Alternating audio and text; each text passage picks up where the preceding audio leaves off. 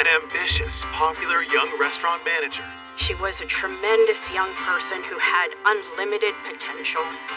We always thought she'd just light the world on fire. Is found beaten, stabbed, and suffocated. The person who did this absolutely wanted to guarantee that she was dead. Whoever did it ransacked the safe. Something that brutal had to be more than just a robbery. Detectives uncover a history of workplace conflict. He didn't like to be told what to do. He scared me. I was uncomfortable around him. For me, that was a red flag. With the community on edge, another attack leaves them living in fear. It was such a similar homicide, a lone female employee and the use of a knife. You don't know if somebody's lurking out there and they're gonna do it again. And new evidence confirms disturbing suspicions. The lab informed me that there was a match. I just couldn't believe what was happening. Like, when am I gonna wake up? Terry's murder wasn't what it appeared to be. Is a family-friendly suburb with blue-collar roots. Falls Township is a community in Lower Bucks County, Pennsylvania. It was built up around the U.S. steel mill in the 1950s. Steel workers moved out here from different parts of the country, and it was a nice community. Although we're a suburb of Philadelphia and we're right across the river from Trenton, violent crime is relatively unusual in Falls. That all changes one Saturday morning with a gruesome discovery at a fast food restaurant.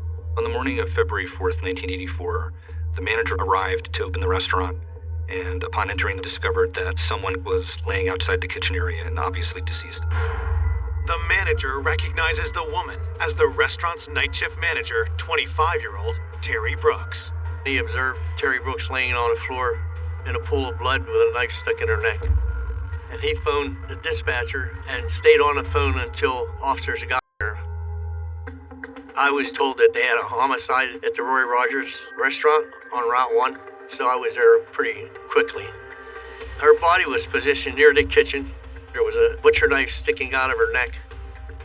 She had black and blue marks and bruises everywhere, and it looked like hand marks around her neck, like she had been strangled. It was thought that she was still alive until the bag was put over her head because of the moisture in it from her breath. She looked like she had blood under her fingernails and blood on her hand, and that was wrapped in an evidence bag and secured.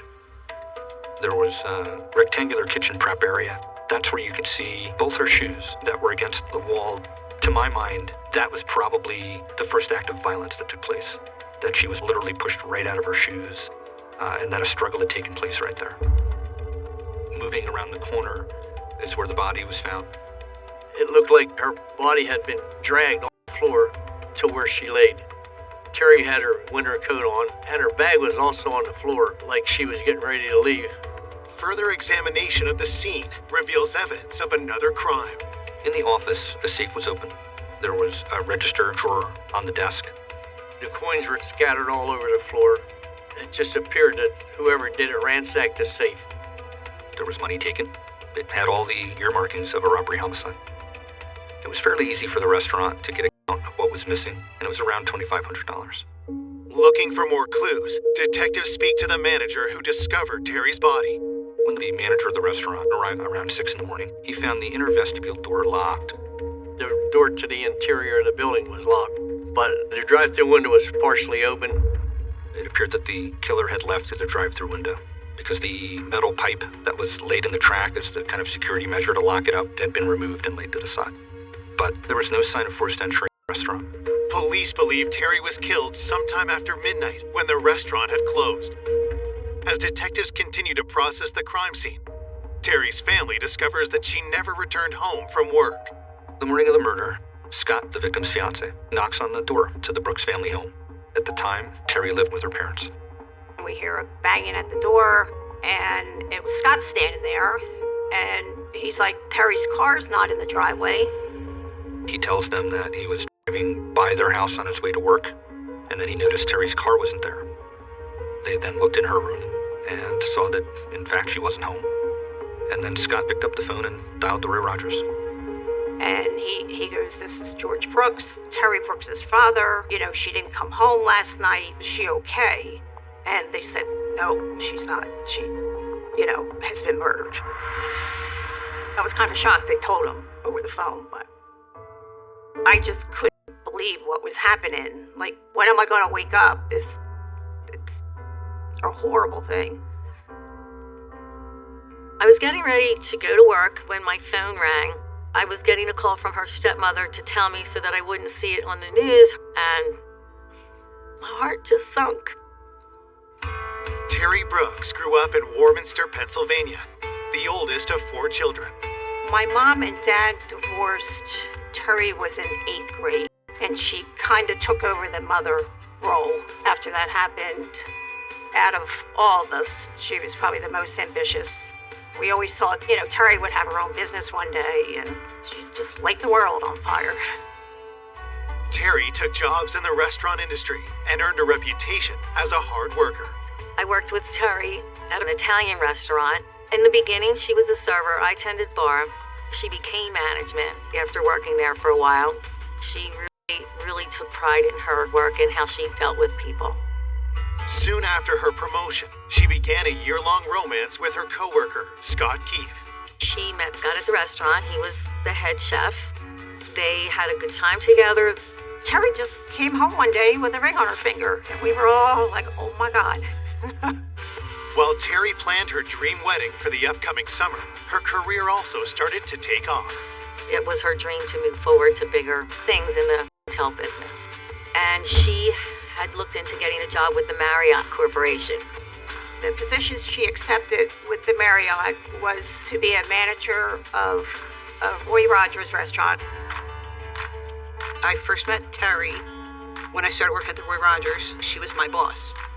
She was always happy. She was very excited about her wedding, and she was excited to go dress shopping. I know she put the down payment on the honeymoon to Hawaii, and she was talking about the bridesmaid dresses. Terry and Scott were apartment hunting. There was a lot to do. It was at a time when all new things were happening in her life. Now, detectives must determine who could have killed this ambitious young woman just a few months before her wedding. They asked the family about Terry's movements in the hours leading up to her murder. Mr. and Mrs. Brooks last saw Terry the day before, Friday, February 3rd, 1984, when she left work. Usually, her fiancé Scott would make sure that he went and closed with her every night, and her father was glad that Scott would go and close with her and be there to keep her safe. Scott was worried about Terry's security at the restaurant. He would go and sit with her while she finished everything up. Scott tells police he wasn't with Terry the night before. He had stayed home because he was working the early shift the following morning. Neither Scott nor Terry's parents are able to provide police with any leads. The family was really cooperative with the investigation. There was just nothing that they could volunteer or give us that would indicate that they knew anything about the case. It was completely out of the blue.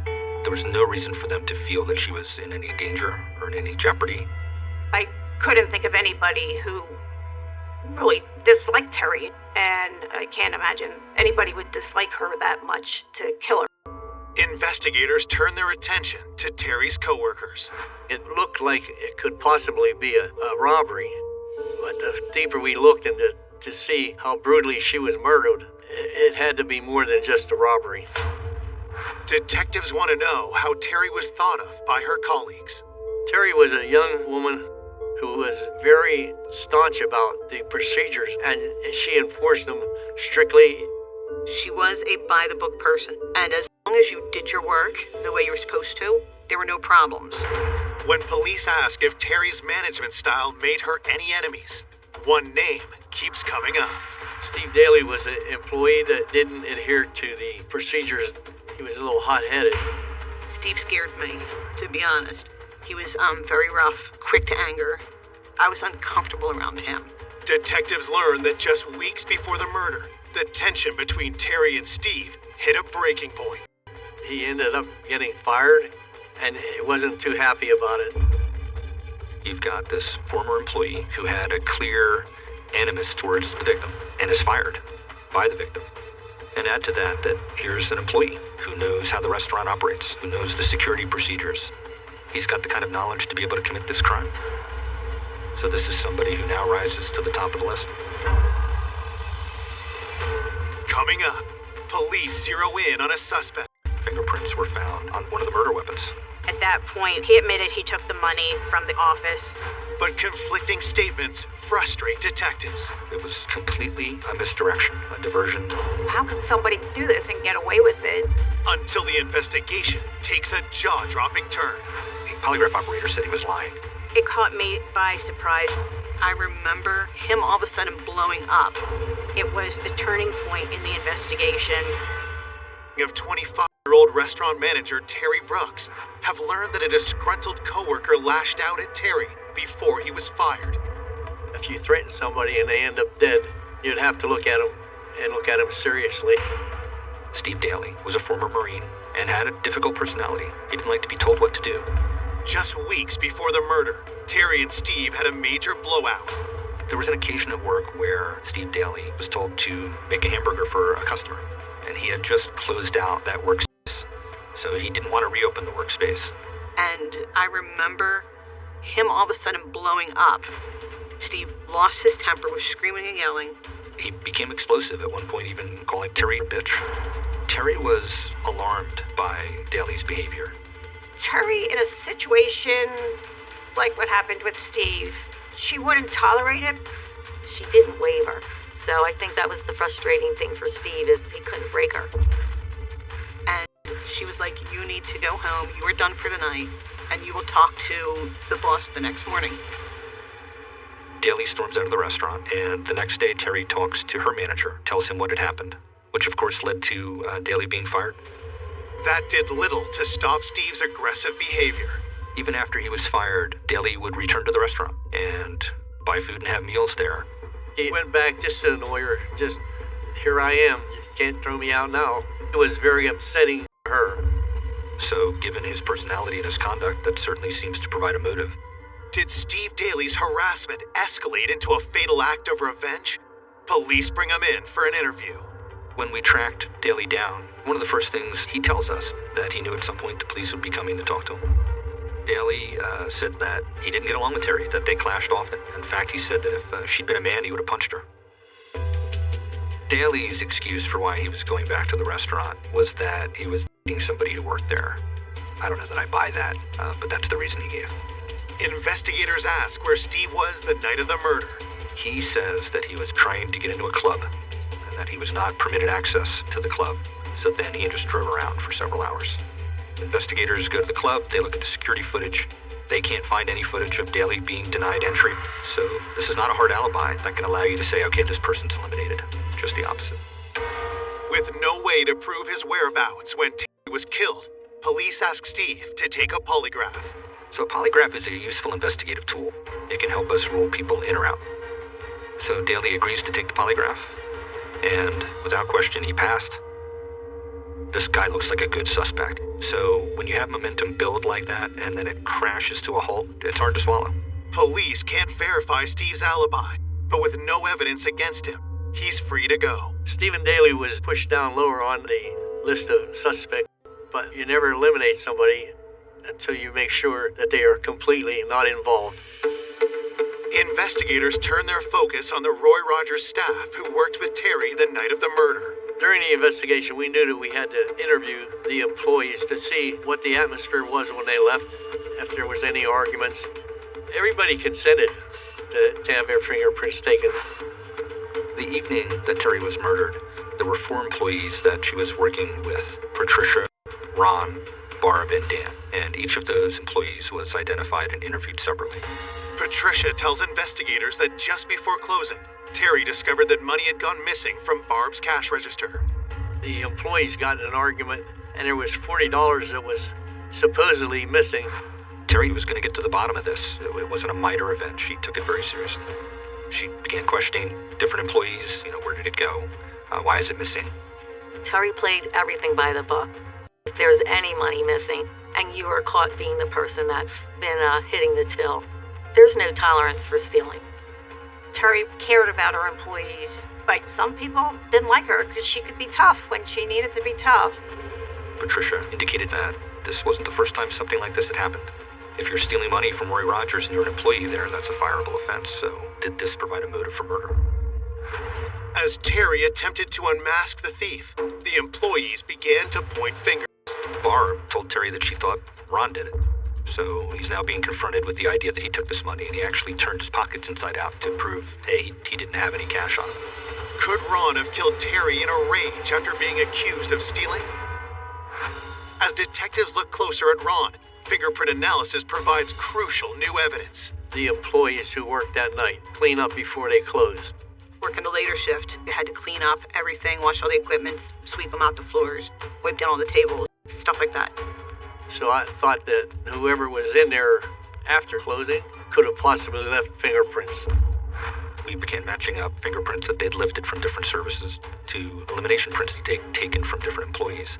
And it was discovered that Ron's fingerprints were found on the drive-through window and on the trash bag that was wrapped around Terry's face.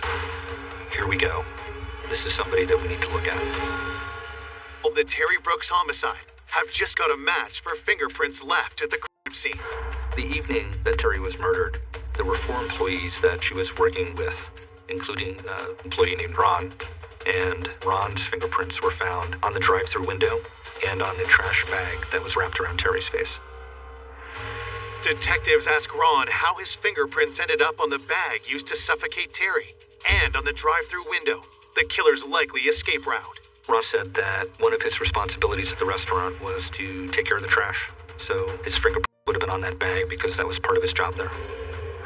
Ron also said that he'd covered for some other employees for their break time at the drive-thru, so that's why his print was there in the window.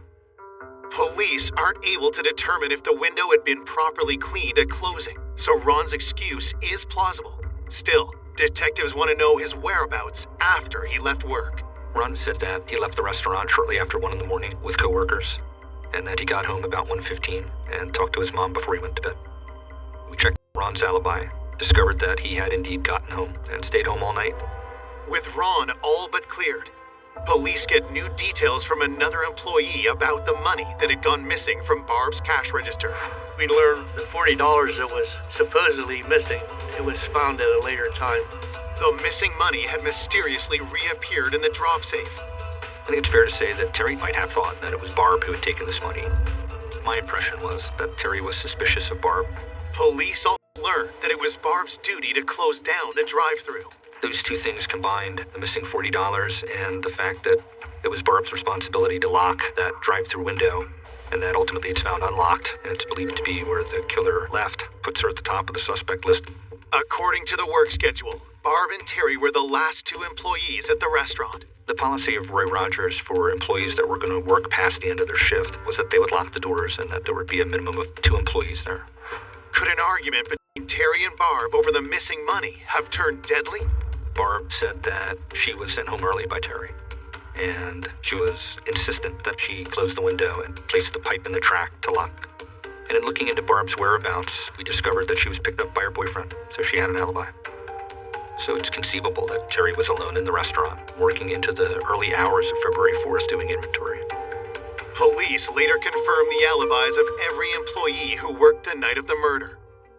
When the autopsy report arrives, investigators hope it will give them a new lead. The pathologist found that Terry had been strangled, and the bone in the back of her neck was severed from the stab wound. There was a serious brain hemorrhage that was the result of her head being repeatedly banged against that hard concrete floor.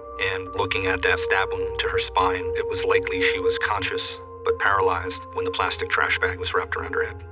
The autopsy report lists each of Terry's severe injuries as potentially fatal, but indicates asphyxiation as the likely cause of death.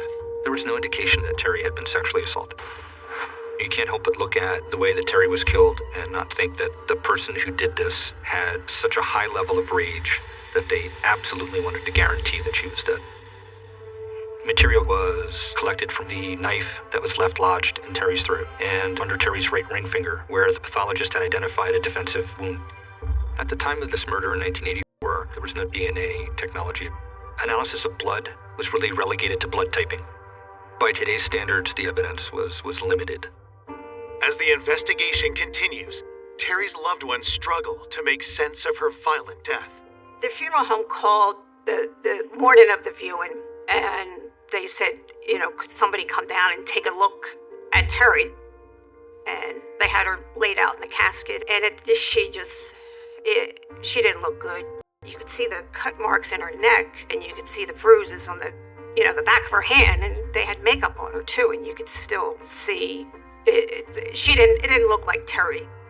I said when I got home to my dad, I think we should keep the casket closed. We didn't want people to remember her looking like that. As the Brooks family prepares to bury their eldest daughter, Falls Township lives in fear of a brutal killer still at large. It was a young person that was killed, at her job. So I think the community as a whole regarded this as a frightening homicide. It caused quite a bit of fear due to the fact that it was so violent, and most people in this area would think this shouldn't happen in our town. I really just thought it probably was, a robbery. Unfortunately, they killed her instead of just robbing the place. But you don't know if somebody's lurking out there, and they're going to do it again. Less than 2 weeks after Terry's murder, the town's worst fear appears to become a horrifying reality. At another Roy Rogers, an assistant manager was attacked coming out of the bathroom. She was hit in the head. She fell to the floor, and the actor ran away before she could identify him. The restaurant manager survives. But just a week later in nearby Scranton, there's another brutal attack. A male attacker waited in the parking lot until there was a lone female employee, then made entry into the restaurant. But the money from the restaurant had already been dropped into the safe, so he took the female employee's money and then stabbed her to death. Detectives fear they have a serial killer on the loose. When you take a community that was already stressed, it made it even worse. And if you've got an individual who's going from restaurant to restaurant and just robbing people, and they have no personal connection to the victim, it's terrifying. It took it up a notch. Police have learned another restaurant employee has been stabbed to death in nearby Scranton. Scranton's just up the turnpike, and it's not really that far from us. So anything that would indicate a violent armed robbery, we would have to look into. It was such a similar homicide, a lone female employee inside a restaurant, a male attacker, and the use of a knife. Investigators learn that a suspect has already been arrested. Could he also be Terry Brooks' killer? The person that committed this homicide in Scranton was a man named Steve Duffy. We sent investigators to go to Scranton to attempt to interview Duffy, and by the time we arrive, he has lawyered up. But we got a warrant to obtain his fingerprints and compare them to the fingerprints from the scene. But in the end, a fingerprint comparison indicated no connection to the homicide at our Roy Rogers. Police are also unable to identify a suspect in the assault of the manager at the other Roy Rogers location. You go through this cycle of building momentum, and then you hit a wall. It's disheartening. It's been a month since Terry Brooks was found dead, and the killer is still at large. Something that brutal and that terrifying, you have to try to solve it, no matter how long it takes. But when the leads start running out, you get awful upset. As weeks turn to months, and you identify suspects and then eliminate them over and over again, the case went cold. An investigator, by necessity, has to move on to other cases. But for a family that loses a loved one to a homicide, they don't move on. When it first happened, you just assumed it was going to be solved. You think, well, how could somebody do this and get away with it? My dad's hair turned white within a year. He lost weight. It just destroyed him. It was hard for Terry's family, having to process the heartache of losing their daughter and not having closure over it. I couldn't imagine not having answers. There are no significant developments in the investigation for nearly 14 years. Then, in 1998, Falls Township's new police chief orders a fresh look at the Terry Brooks murder, and a local prosecutor is assigned to the case. One of the primary reasons that the police chief put this renewed focus on this case was that there had been developments in DNA technology during the 1990s. And part of the point of my assignment, to have someone come in with a fresh point of view, it was just a matter of reviewing all of those reports and reviewing all the physical evidence. It caught me by surprise a bit when I opened up the bag that contained Terry's wallet. I found that you could still clearly smell Terry's perfume. And because I wasn't expecting it, it's one of those things that sort of triggers your emotions and brings you closer to the victim. A team is assembled for the renewed investigation. Lori said, take a look at this homicide. And she asked me what I thought, and apparently my answers were well enough to get me assigned to work on it. At the time that the homicide occurred, other robberies at fast food restaurants in the area caused law enforcement to form the initial theory that it was likely to have been a robbery. We had the advantage of knowing that the robbery-homicide track didn't work out, so we could start with a different theory. There were two things that really jumped out. One, that we could conduct victimology interviews and talk to some people who weren't interviewed back at the time. And two, develop some kind of forensic signature for the killer. As the lab works to extract the killer's DNA from crime scene evidence, investigators learn more about the victim, Terry Brooks. Victimology essentially means learning everything you possibly can about the victim. Everybody who we spoke to described Terry Brooks as intelligent, ambitious, friendly, well-loved by her family and friends.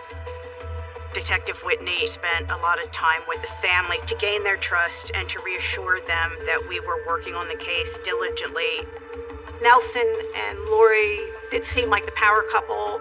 Both of them are extremely intelligent, and they were driven to get this solved. Detectives hope new interviews will bring to light crucial details that could help the case. You just never know when you're going to get some new piece of information that's going to put us on a track to identify who did this. Some of the people who we spoke to, they were quite young when this homicide occurred, in their late teens or early 20s, and having more life experience were a bit more open than they might have felt they could be in the 1980s. Detectives reach out to people who weren't interviewed in the 1984 investigation, including those who worked with Terry before her employment at Roy Rogers. I got a call from Falls Township Police. They wanted to speak to me about the Terry Brooks murder, and they just said to me, we'd like to hear your thoughts on it. Cindy knew Terry well. They worked together, and Cindy kind of laid out what was going on in the victim's life. During her interview with investigators, Cindy drops a bombshell. What Cindy told us presented a completely different image of this homicide. It turned out Terry's murder wasn't what it appeared to be. And now you couldn't help but conclude everything's pointing to one person. Cold case investigators have just received shocking new information from a friend and former coworker of Terry's. We asked what things did Terry share with, Cindy as a friend. And I said to them, Terry and her fiancé Scott, their upcoming wedding. At first was exciting for Terry. But I proceeded to tell them that the week before Terry had been murdered, she wanted to call off the wedding. She just realized that's not what she wanted. We knew Terry and Scott had just put down a deposit on their honeymoon, and their wedding was upcoming. And in the initial investigation, the officers that conducted it came away with the impression that they were a happy couple. There hadn't really been anything in the report that indicated there were any problems in Terry Brooks's relationship with Scott Keefe, but we did learn that Terry confided to some of her friends that she wasn't entirely sure she was going to go through with getting married. Mr. and Mrs. Brooks felt close to Scott. He was the young man that was going to marry their daughter. To her parents, Scott was this loving, caring fiancé who would check on Terry and drive by to make sure she was, safe and give her rides. Some of Terry's friends had a very different impression of Scott. Cindy Bradney told us that there had been some problems in the relationship. For me, that was a red flag. I think through time and her changing jobs and the fact that she was moving on and going for her dream and he was stuck where he was, his jealousy became an issue and he was very possessive. Scott would not let Terry stay alone. She was afraid to tell him she didn't want to be married. She was afraid to call it off. She didn't know what she was going to do, to the point where she was in tears. Police get further insight into Terry and Scott's relationship from Terry's siblings. When she started dating Scott, we just were all scratching our heads. What is she doing with him? He was just not the kind of guy she's always dated. He wasn't fun-loving. All he wanted to do was sit there and drink. And that was just unlike her. It just seemed like he wanted to keep us away from her and him. It just makes you think back, like maybe he did have signs of an abusive person. But at the time, I just really thought it was a robbery, and she was killed during the robbery. Detectives have a new perspective on Scott and how the supposedly grieving fiancé might have avoided suspicion at the time of Terry's death. My dad thought Scott really loved Terry. He thought if she loved him, I'll love him too. Mr. Brooks was a very kind man, and in fact, George bought Scott the suit that he wore to Terry's funeral. Her father just had such a big heart that I don't think he believed that someone that his daughter fell in love with could harm her. And I believe Scott played on that. Scott becomes someone that we think may have done this. Examining the crime scene through the lens of, what if Scott did this? Okay, that's how he got in. She let him in. We were told that he had a practice of going to the restaurant and sitting with her while she worked after hours. And it's personal, it's rage, and then the action of placing that bag over her face to kind of depersonalize her is a telltale mark of what someone does when they've killed somebody that they're close to. And now it becomes a priority for us to see if the forensic track, if the evidence points that way. Investigators hope the killer's DNA can be extracted from the crime scene evidence collected back in 1984. It was a potential concern that they might not be able to find any usable DNA due to the amount of time that had gone by. Luckily, the knife that was left lodged in Terry's throat and the material collected from under Terry's right ring finger, where the pathologist had identified a defensive wound to that area, yielded an unknown male DNA profile. It was highly unlikely under the circumstances that that DNA material would have come from anyone other than the perpetrator. The next thing we had to do was obtain a DNA sample from our suspect. Scott Keefe did not have a criminal record at that time. He didn't have any DNA samples on file with an agency such as the FBI. One of the things that we learned from the laboratory expert was that cigarette butts are an excellent potential source of DNA because they have saliva on them. And at that point, we actually knew what kind of cigarettes Keefe smoked, and we knew where he lived. Police hatch a plan to secretly obtain a sample of Scott Keefe's DNA. We didn't at that point want to obtain a subpoena to obtain DNA from him directly because we wanted to interview him first. We wanted to set that up in the most advantageous possible way, and we were concerned that he was a flight risk.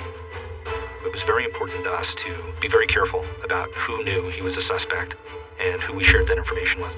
And it was also very important to us to not be caught doing surveillance. In 1998, Scott's life had kind of come full circle from where it was in 1984.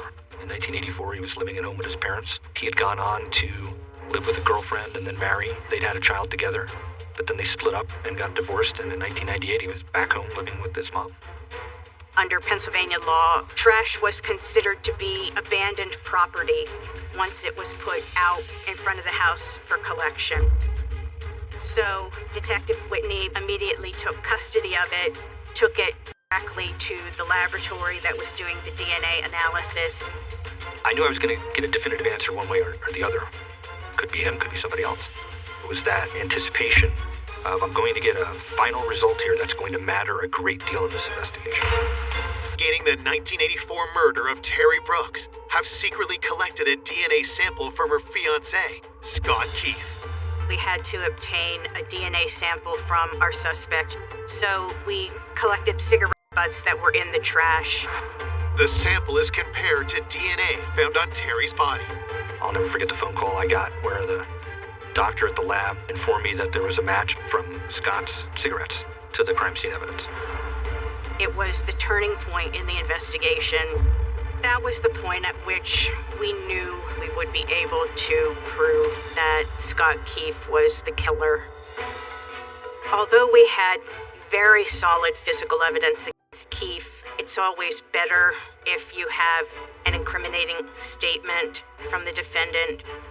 We asked Mr. Keefe to come to the police station as one of the friends and family members that we were interviewing as part of our investigation. We believed that he would cooperate with us. We believed that he would come across as wanting to help, that he would try to sell us the same story that he was the grieving fiancé, that he'd been telling people for 15 years. As predicted, Scott agrees to cooperate cooperate with police. We had a strategy to conduct that interview on the anniversary date of the murder. People pay attention to dates. It could raise a person's anxiety level and make them more apt to make mistakes. The interview begins, and Scott tells a familiar tale. He told us the same story that he had told others over the years, that they were happy, this was the love of his life, and that somebody else had taken her away from him. If we came on too hard, we were too aggressive in our questioning, we felt he would lawyer up and stop the interview. So slowly we built towards the question of whether Scott had anything to do with this or any knowledge of it. And once we got to that point, we asked Scott if he would take a polygraph. You can never force anyone to undergo a polygraph examination, but he agreed to that. The polygraph operator said he was lying. So now Scott started to say things like, I didn't mean for this to happen. But then he caught himself and said, but I didn't do it. But over time, that culminated at one point in him saying, she came at me first. And that was the first time he put himself at the scene. Investigators keep the pressure on, and finally, Scott breaks. He admitted that she essentially told him that she wanted to break up with him, and he was enraged because of that. At one point, he punched her in the face. They struggled for a while in that kitchen prep area. A knife had fallen onto the floor, and he knocked her down and straddled her, choking her and banging her head repeatedly against the floor. But then he grabbed the knife and stabbed her with it, and it stuck in her throat. Then, in his words, he bent over to make sure she was dead, saw that she was still breathing. So he grabbed the trash can liner to wrap around her face to make sure that she would in fact die, and he said he didn't want to look at her face. At that point, he admitted he took the money from the office. He said he exited to the drive-thru window to make it look like a robbery. Scott told us that the reason he went to the Brooks family home the morning of the murder was to make him look innocent. So he's surrounded by her family when the crime is supposedly discovered. It was completely a misdirection, a diversion that worked for 15 years for him. Scott is charged with first-degree murder. I was elated. I was like, thank God they finally nailed him. Because we waited a long time. Getting the answers of who killed my sister really gave my dad some comfort. But I think he was still in disbelief that Scott did it. We were just so happy we could tell her family that the person who had killed their daughter was in prison, and we were confident he was going to be convicted. At trial, Scott Keefe is found guilty and sentenced to life in prison. Terry was a tremendous young person who had unlimited potential. She had good relationships with her family. It's really a terrible tragedy that her life ended this way. It's just so sad that somebody so young, because of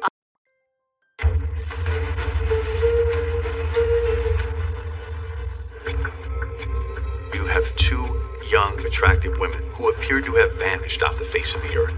Breaking news tonight out of Oklahoma, where a search for two missing moms continues at this hour. People are pretty fearful right now of speaking out about this case. What was about to unfold? More than 20 SWAT and police vehicles. I don't think anybody could have predicted. It's more barbaric than we realize. They took the best things that we had in life. They took it away.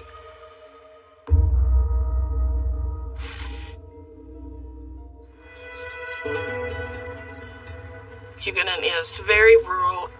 We live in the corner of Kansas, which is next to Colorado, Oklahoma, and Texas border. There's a tradition of the West out there. You know, the citizens themselves have a belief in their own authority. That panhandle has the moniker No Man's Land. It's so desolate and things are so very far apart. I mean, you can see for miles anytime you drive somewhere. We're just a one-stoplight town. Everybody here is so kind, so nice. They're always in your business, but that's the good thing, you know? We're all about helping each other in this community.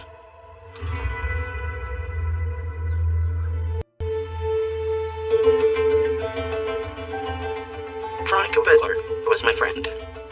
She was always happy. I am a manicurist, and I started doing her nails. She was funny. If she's your friend, she's your friend. And if she don't like you, she didn't like you. We were friends, but I felt more like a mama bear, yeah.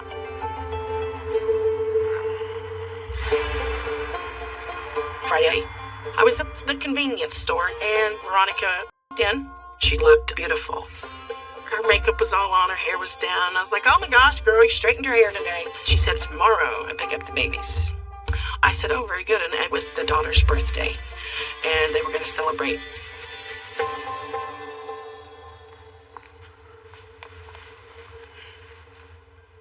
I'm Brian Enton, and I'm the senior national correspondent with News Nation. Every single Saturday, 27-year-old Veronica Butler would travel across state lines from Hugoton, Kansas, over to Oklahoma to pick up her two kids. It was a 6 and an 8-year-old. Veronica was locked in a bitter custody battle with the children's father. Veronica was going to have a birthday party for one of the children. She did not have custody of her kids. She actually hadn't seen them in a few weeks because her visitation kept getting canceled for different reasons, and she was thrilled. She loved to just be with her kids in any way that she could. Those kids were very important to her. Probably the most important thing. This is Sissy's. That's yours.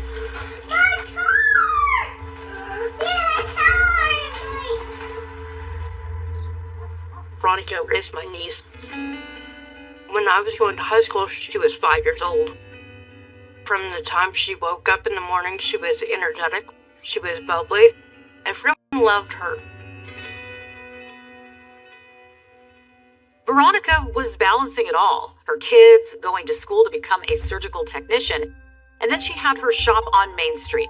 It was named Sunflower Nutrition after her favorite flower.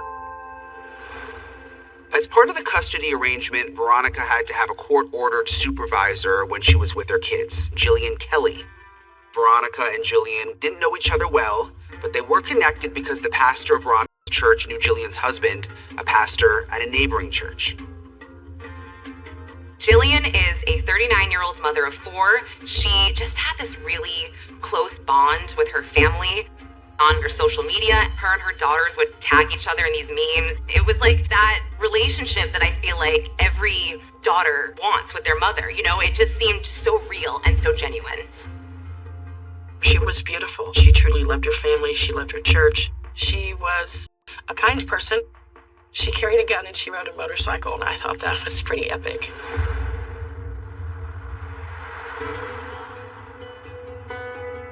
That morning, Veronica and Jillian were traveling from Kansas to Oklahoma to pick up her children. They were due right around 4 Corners, right off of Highway 95. They were going to do some sort of handoff with the children. There was a horrible custody battle that's been going on. So the supervisor, Jillian, was going to observe the birthday party. She was going to observe whatever they did after, and then she was going to write up a report and deliver it to the judge. From Hugoton, which is where Veronica lives, to where they were picking up the kids in 4 Corners is a 45-minute drive. But Veronica and Jillian and the children never showed up to the birthday party. So Veronica had a few family members that became worried. My sister, her and her husband were at Veronica's house for the birthday party for the youngest child, and Veronica did not return. She should have been home by 10:45 that morning. Veronica was not answering the phone, and we didn't know what was going on. We were scared. After about an hour, my sister and her husband went to look for Veronica. The car was found about 6 miles away from their meetup spot at this abandoned gas station at an intersection of townspeople called 4 Corners. It had been diverted off of the main highway about 1,000 feet onto a dirt road.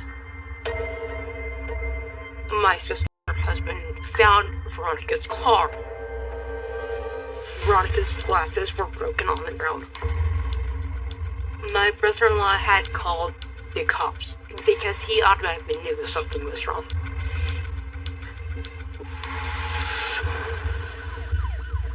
first person that arrived on scene was a sheriff's officer. In this case, it was Texas County in Oklahoma. They know this is a crime scene. They see blood. They see the glasses that are discarded and a hammer that is broken. These are all signs that somebody would have been seriously harmed. They also found Jillian's purse, and in that purse was a magazine to a semi-automatic gun. The semi-automatic gun wasn't there, and Jillian was known to carry one. They had something very nefarious on their hands. Oklahoma State Bureau of Investigation helped support this situation. They put out an endangered missing person report.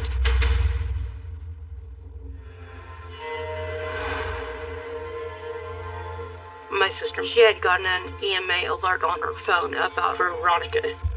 And that's when I started getting scared. Saw on my phone that there was a missing alert. I saw that, and I didn't want to believe that. It was kind of hitting home. I'm really trying not to cry.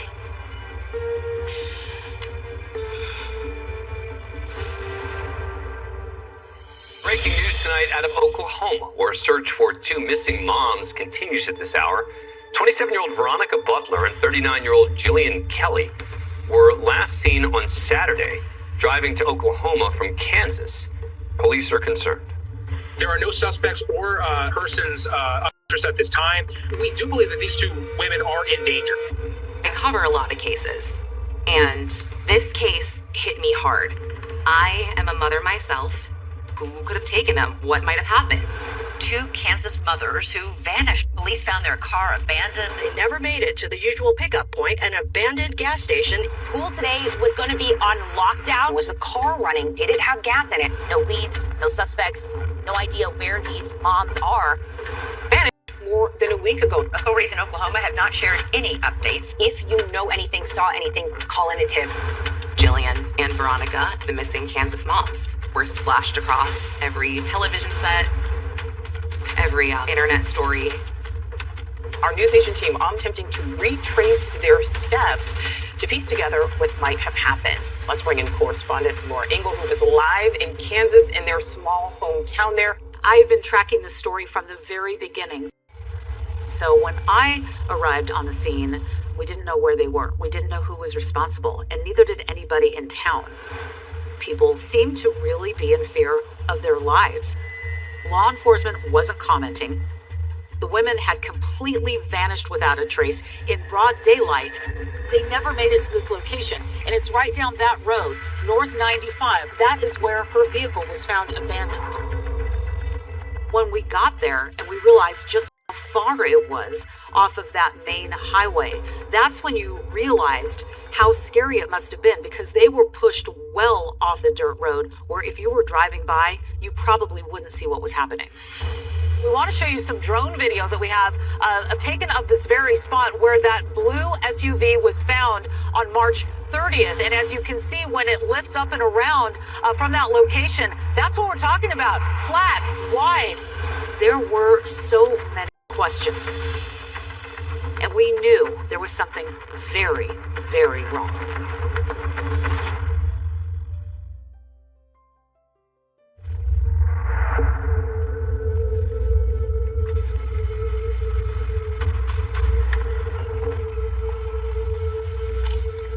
All right, so this is very different than I thought.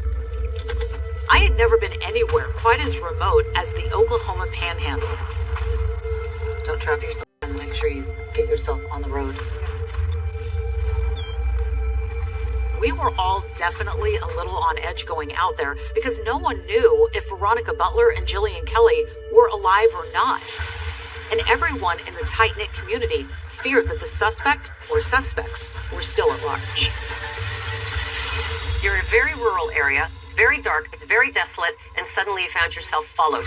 This big black truck with tinted windows pulled up and seemingly looked like it was going to start to block us, and our plan all along was if we see somebody coming down the road, let's all get in the car and get out of here, which is exactly what we did. We didn't know who was in the car. My crew and I were just as unnerved as the townspeople over the mysterious disappearance of Veronica and Jillian. And it was terrifying. There are pools of blood, purses, eyeglasses, parts of a weapon. You can't ignore particular pieces of evidence. In my experience, rumors abound at that point. It looks to me like an abduction. Is it abduction from somebody they know, or was this an opportunity crime? There's all sorts of crazy rumors about pig farms and how they might be involved in all of this. That area is reportedly known for guns, drugs, human trafficking. This little town was scared, and the town was on edge. It wasn't as if law enforcement had video surveillance cameras that they could look for. There were no convenience stores. So start with that closest inner circle. It's going to be their spouse or their ex-boyfriend, somebody involved in a personal relationship with them. The father of Veronica's children was Wrangler Rickman. He became a father very young. He held work sporadically. He's had his own personal struggles with drugs. Veronica, she worked hard, like 2 or 3 jobs, just to take care of her baby's daddy and the 2 kids after they had split up. Veronica was the only one that had sole custody. Then what Wrangler wanted was them to have shared custody. I started to look into the court documents in this case. I mean, this was complicated. Both parties weren't in the same state, and it was messy. Accusations went back and forth. This was a roller coaster. The custody battle played out through the courts over a period of years, but it got nasty real quick. Now, something happened that is a bit unclear, and the kids were taken away from Veronica. She absolutely loved her children, and that was the goal, was absolutely to get her more time and then to be on the path to regain custody. That was our plan for sure. And Veronica was working very hard to get those rights back to unsupervised visits with her children. In fact, a hearing was to occur where Veronica had asked the court to remove the requirement that her visitations with her kids be supervised.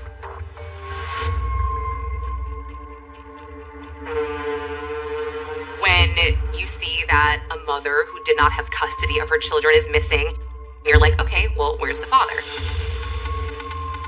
Wrangler has had some run-ins with the law. He could be a potential suspect.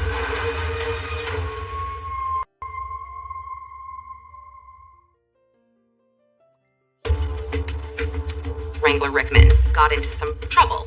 I dug into this, I started doing some research, and I came across Wrangler was arrested for possession of a firearm after a felony conviction. But about 8 or 9 days before Veronica and Jillian went missing, he was due in inpatient rehab as part of this deal for his arrest. He did, in fact, report to rehab. So this particular day, he was in a rehab facility in Oklahoma City, so he has an alibi. But Wrangler is in no position to take ownership and custody of his own children. So in this bitter, protracted custody battle between Wrangler and Veronica, Tiffany Adams is right in the middle. Tiffany Adams is Wrangler Rickman's mother and is a grandmother to these children. She wanted full custody of her grandchildren.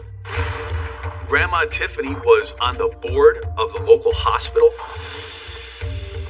She was active in her political party. This is someone who clearly, in the eyes of a court, could provide a loving home for these children. Law enforcement learned that Tiffany Adams was supposed to be doing the exchange, waiting at Four Corners for Veronica. But according to Tiffany, Veronica had canceled the exchange at about 9 o'clock that morning, and Tiffany said she didn't know what happened. They were able to obtain a search warrant for Grandma Tiffany's phone. But the warrant, that was going to take time.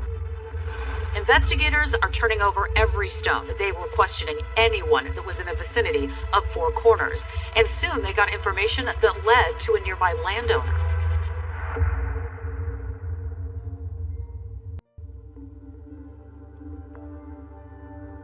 I'm Jamie Beasley. I'm a rancher. My family's been there for 141 years, and I just recently inherited it. It's It's right at 1,000 acres. Veronica and Jillian have been missing probably a week and a half. And the next thing I know, OSBI brought me in and started questioning me about a white trailer. I got a white trailer and stuff. OSBI told me that my pickup and trailer matched the description. So the pickup and trailer had been spotted on the day that the Cheryls was missing and everything. Asked me why it was hooked up, sitting in front of my house on the day before all this took place. Told me that everything was pointing at me. Yeah, that pretty well shocked me. I didn't know what to do. They had warrants, and they went through my pickup. Inside, outside, swabbed it down, wiped it down. And that told me they had reason to believe that the girls were buried on my property. Law enforcement was investigating Jamie Beasley because 2 prepaid cell phones were pinging on his property the day that the Kansas moms went missing, which on his vast parcel of land was highly suspicious. And so OSBI began questioning him about the very day Veronica and Jillian went missing.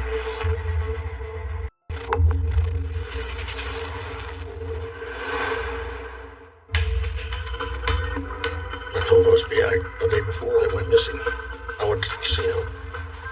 Before I realized it was like 4:30 in the morning, so oh man, I gotta get home.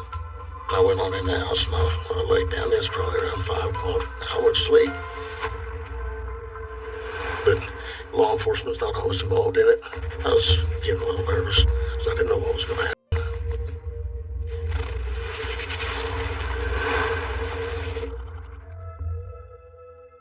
Around April 3rd, a confidential witness came forward and pretty much blew this wide open. CW is a 16-year-old. She is the daughter of a couple with the last name of Twombly. The Twombleys, they were your average American farm family in Oklahoma. They were leaders in their community. Mr. Twombly was the president of this particular 4-H chapter.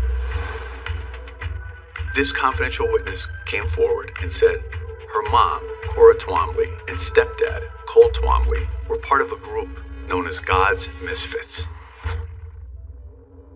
I immediately started investigating God's Misfits. I learned a few of them believed they were sovereign citizens. Sovereign citizens do not honor law enforcement. They don't believe they should be governed by any law other than God's law, the Bible, via their interpretation. They don't believe in having to pay taxes. They don't respect the law. We learned that there was another group called God's Misfits in South Carolina, but they had absolutely no connection with the one in Oklahoma. The God's Misfits in Oklahoma, I was told, had dozens of people. Police describe that group as an anti-government and religious group. What are your thoughts? I never heard anything about what's going on in Oklahoma. I have never heard of them. I have no relation with them at all. In fact, very little was known about this group in Oklahoma, but I did learn that they met at a very, very interesting place, right next to the Twombly's house at the abandoned old Plainview School. One of the main premises of this group is that you're the only person sovereign over your children. The confidential witness knew about this extreme ideology of the group that both her mom and her stepfather were a part of. Cora allegedly told her daughter, our confidential witness, that she and Cole were going on a mission for the God's Misfits on March 30th, 2024. In the time frame that Jillian and Veronica went missing, when Cora Twombly allegedly returned home, CW asked her about the mission and how it went. And Cora Twombly told her it didn't go as planned, but that we didn't have to worry about her anymore.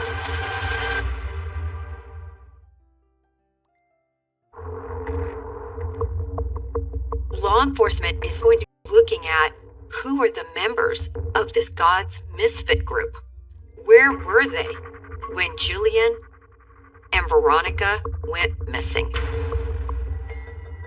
There was so much happening behind the scenes. No one in the public, none of us in the press, none of us knew anything about any of these investigations. But the Oklahoma State Bureau of Investigation began pressing harder on one of their suspects, Jamie Beasley.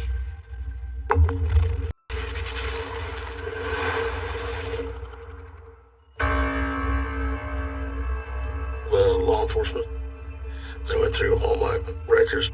They had warrants to search my land, and they asked me how much I leased my land for. Jamie provided law enforcement with everything they were looking for, and he didn't know it, but he went from being a suspect to now providing key information in the interrogation. And Jamie's never talked to anyone in the media but us about this.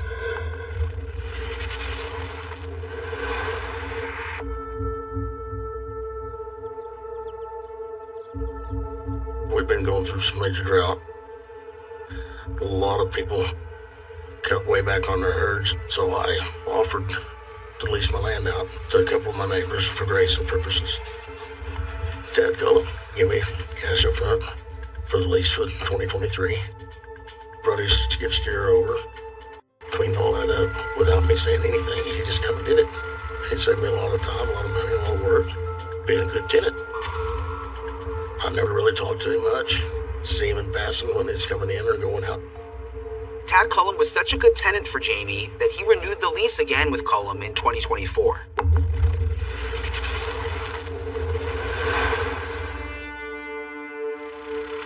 He's brought his skid steer over. He asked if he could have those treat stumps. He wanted the whole trunks out of them because he wanted them for the lumber. I said, well, sure, if you really want to do it, that's fine with me. You're doing me a favor. Never thought anything about it. OSBI focused on the story of Tad Cullum's interest in digging on Jamie's property. Beasley had no idea the significance that would have in the investigation.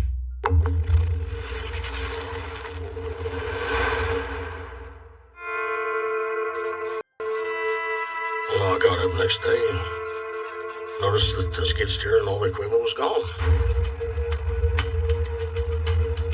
I didn't think nothing about it. The skid steer really proved to be key information. The revelation that Tad Cullum not only rented land from Jamie Beasley, but was digging on his property, that coincided with the investigation into God's Misfits. In this group of God's Misfits were Cora and Cole Twombly, and wouldn't you know it, Tad Cullum. As soon as I learned about Tad Cullum's involvement, I really hit the pavement. I was in town knocking on doors, and I just ran into this judge, a man named Vince Forbes. He told me that he knew Tad Cullum and that they actually had a lumber business together, and he agreed to go on camera with me. Did you ever get a bad vibe from Tad? No. Tad was one of the nicest, funniest. I seen him almost on a daily basis this last month. We were working together. I wanted to buy a small sawmill. Tad was a friend. Knew him for 5 or 6 years, so we went into business together. He said, I've been researching this sawmill thing. I think it's a good idea. He had put $30,000 in that business. I put 9. Tad was a good salesman. He had people wanting to buy lumber. Lots of it. Things seemed perfect.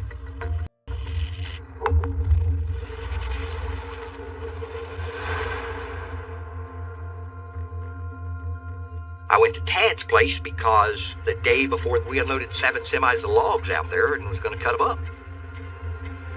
Drove down there. I was shocked.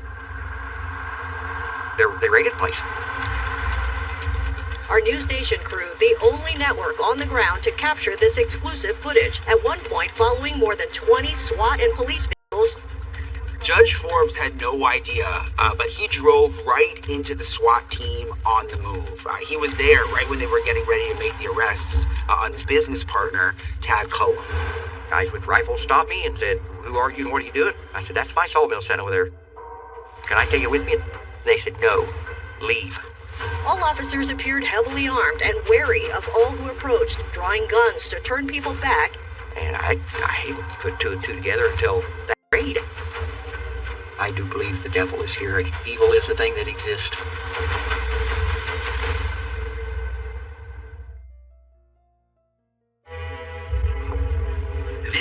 video from one of the properties connected to one of the suspects. His name is Tad Cullum.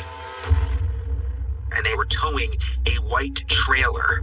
Police wanted to take it into evidence, and we have heard from witnesses that they saw that white trailer in the area of where the two moms were killed. Investigators were originally suspicious of Jamie, not only because of his white trailer, but also because there were 2 cell phone pings on his property the day Veronica and Jillian went missing.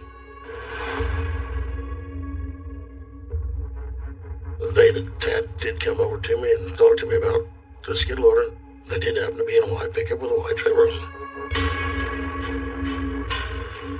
But I couldn't remember it at the time because, I was pretty shook up. You don't think you associate with anybody that would do something bad?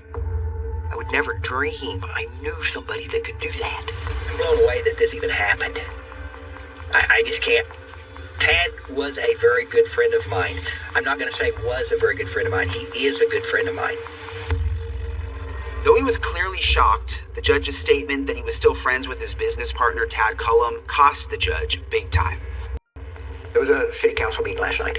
They said, we've had a lot of static about your interview, and we don't like it. One of the councilmen popped up and said, oh, you're going to turn in your resignation. He's very nasty about it. The interview I did with Brian for News Nation cost me my job because the city didn't think I should have done it. I don't think I did anything wrong, and I don't think I'm doing anything wrong now. Unfortunately, Vince paid a high price for his relationship with Tad, or at least going public about it, which I do still feel really bad about. But his friendship with Tad led some to think that he just may be connected with the case. I've been accused of helping because it was a friend. Yeah, Judge Forbes bought a wood chipper. They probably run the bodies through it. It hurt my heart because I felt like they thought I was involved in it. I had no idea what was going on. Tad is still a friend, but he kept me totally in the dark.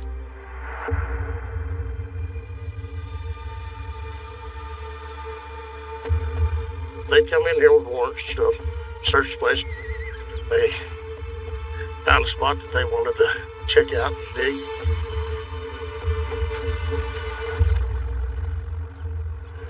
We have learned that the bodies of the 2 women were found in a chest freezer buried in a cow pasture. It took investigators 2 days to excavate the site, and when they did, documents revealed that several items were found with what appeared to be blood on them, including clothes, duct tape, and a black sheath knife. They did find the 2 women. It's a real secluded place, real easy place to get down in and not be seen. Suspects arrested in a raid over the weekend. 50-year-old Cole Earl Twombly, 44-year-old Cora Twombly, 43-year-old Tad Burt Cullum. I just could not picture him doing something like this. You don't always truly know everybody. New developments tonight on the 2 missing moms in Oklahoma. The grandmother of one of the victims' children arrested along with 3 others. 54-year-old Tiffany Adams. It turns out the girlfriend of Tad Cullum was none other than Tiffany Adams. Everybody called her Grandma Tiffany. Tiffany Adams is the grandmother of one of the victims, Veronica Butler's children. She'd been in a ugly custody battle. Police say they are all facing 2 counts of first-degree murder, counts of kidnapping, conspiracy to commit murder. And her arrest, along with the others, had sent shockwaves across America.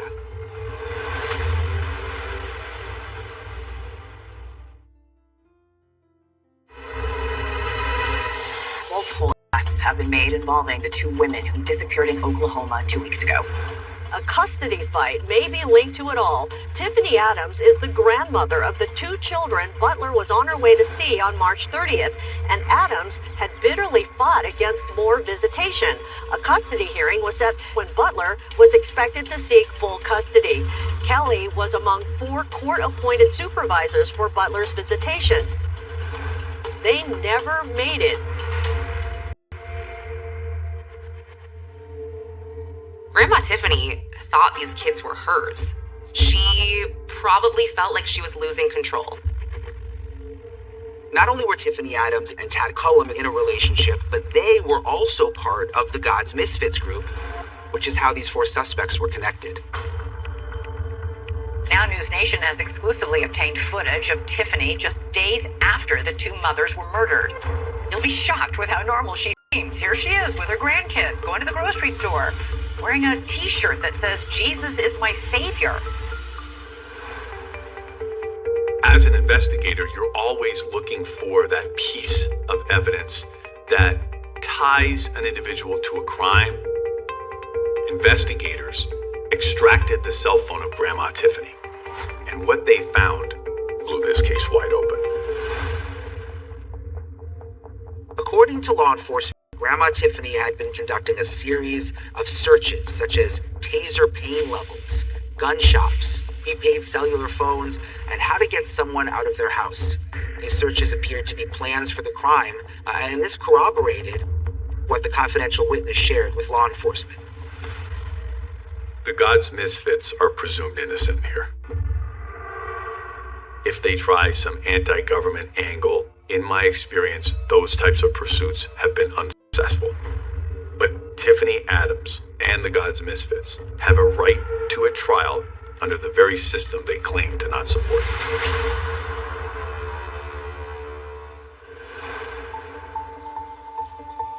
While one can only speculate about the motive behind the murders of Veronica Butler and Jillian Kelly, there is one certainty: the bitter custody battle over the children. However, our research into the court records for custody of the kids revealed a potential motive. In these documents that we uncovered, Tiffany Adams made accusations about sexual abuse involving the children. Tiffany and Wrangler said something about sexual abuse. And it's just unfounded. There's no way it could be true. I suspect that Tiffany brought to her group the allegations of abuse and said, we cannot allow these children to go back in the lion's mouth. We can't trust the courts to do it. We need to act. But we'd soon find out there would be yet another arrest. Today, a 5th suspect in connection with the murders, this man you see right here, was also now arrested, 31-year-old Paul Grice. Paul, is there anything you want to say to the victims' families? Sorry for their loss. The release of the autopsy revealed an absolutely barbaric crime. Both Veronica Butler and Jillian Kelly suffered extensive injuries to their body. Veronica sustained 30 deep stab wounds around her neck and throughout her body. Jillian suffered 16 deep stab wounds, mainly at the base of her neck.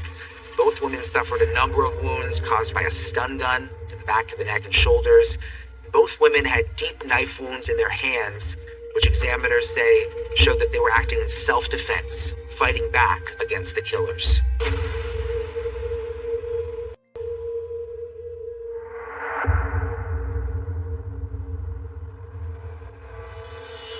Breaking news from Oklahoma tonight. Today, some of the Misfits were in court, and 2 of them actually flipped on the others. Court Twombly and Paul Grice took the stand and said exactly what the prosecutors wanted to hear. The Grandma, Tiffany, planned the whole thing to get Butler out of the picture so she could hang on to Butler's kids. Cora said Butler and Kelly were stunned with tasers before they were knifed.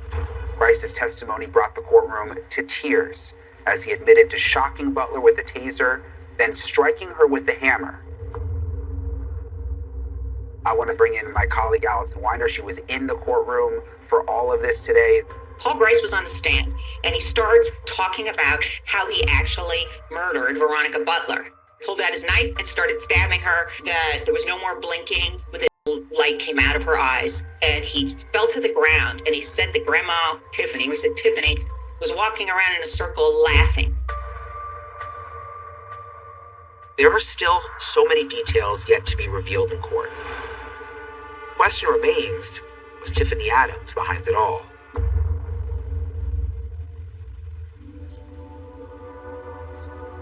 My life's been turned upside down. One of my neighbors didn't want the school bus coming to my place anymore with these kids on it. I didn't do anything. My boys dang sure didn't do anything. Nobody would have dreamed of this happening. Could have been my daughter. I feel sorry for the families. Real sorry for them. And I can imagine what they're going through.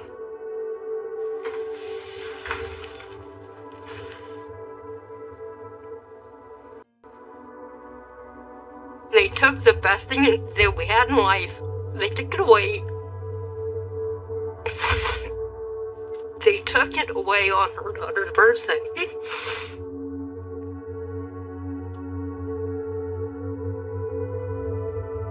I do feel the courts failed Veronica. And she was so close. She never gave up. She never gave up. Till the end of her life, she never gave up. So we can't give up. We can't.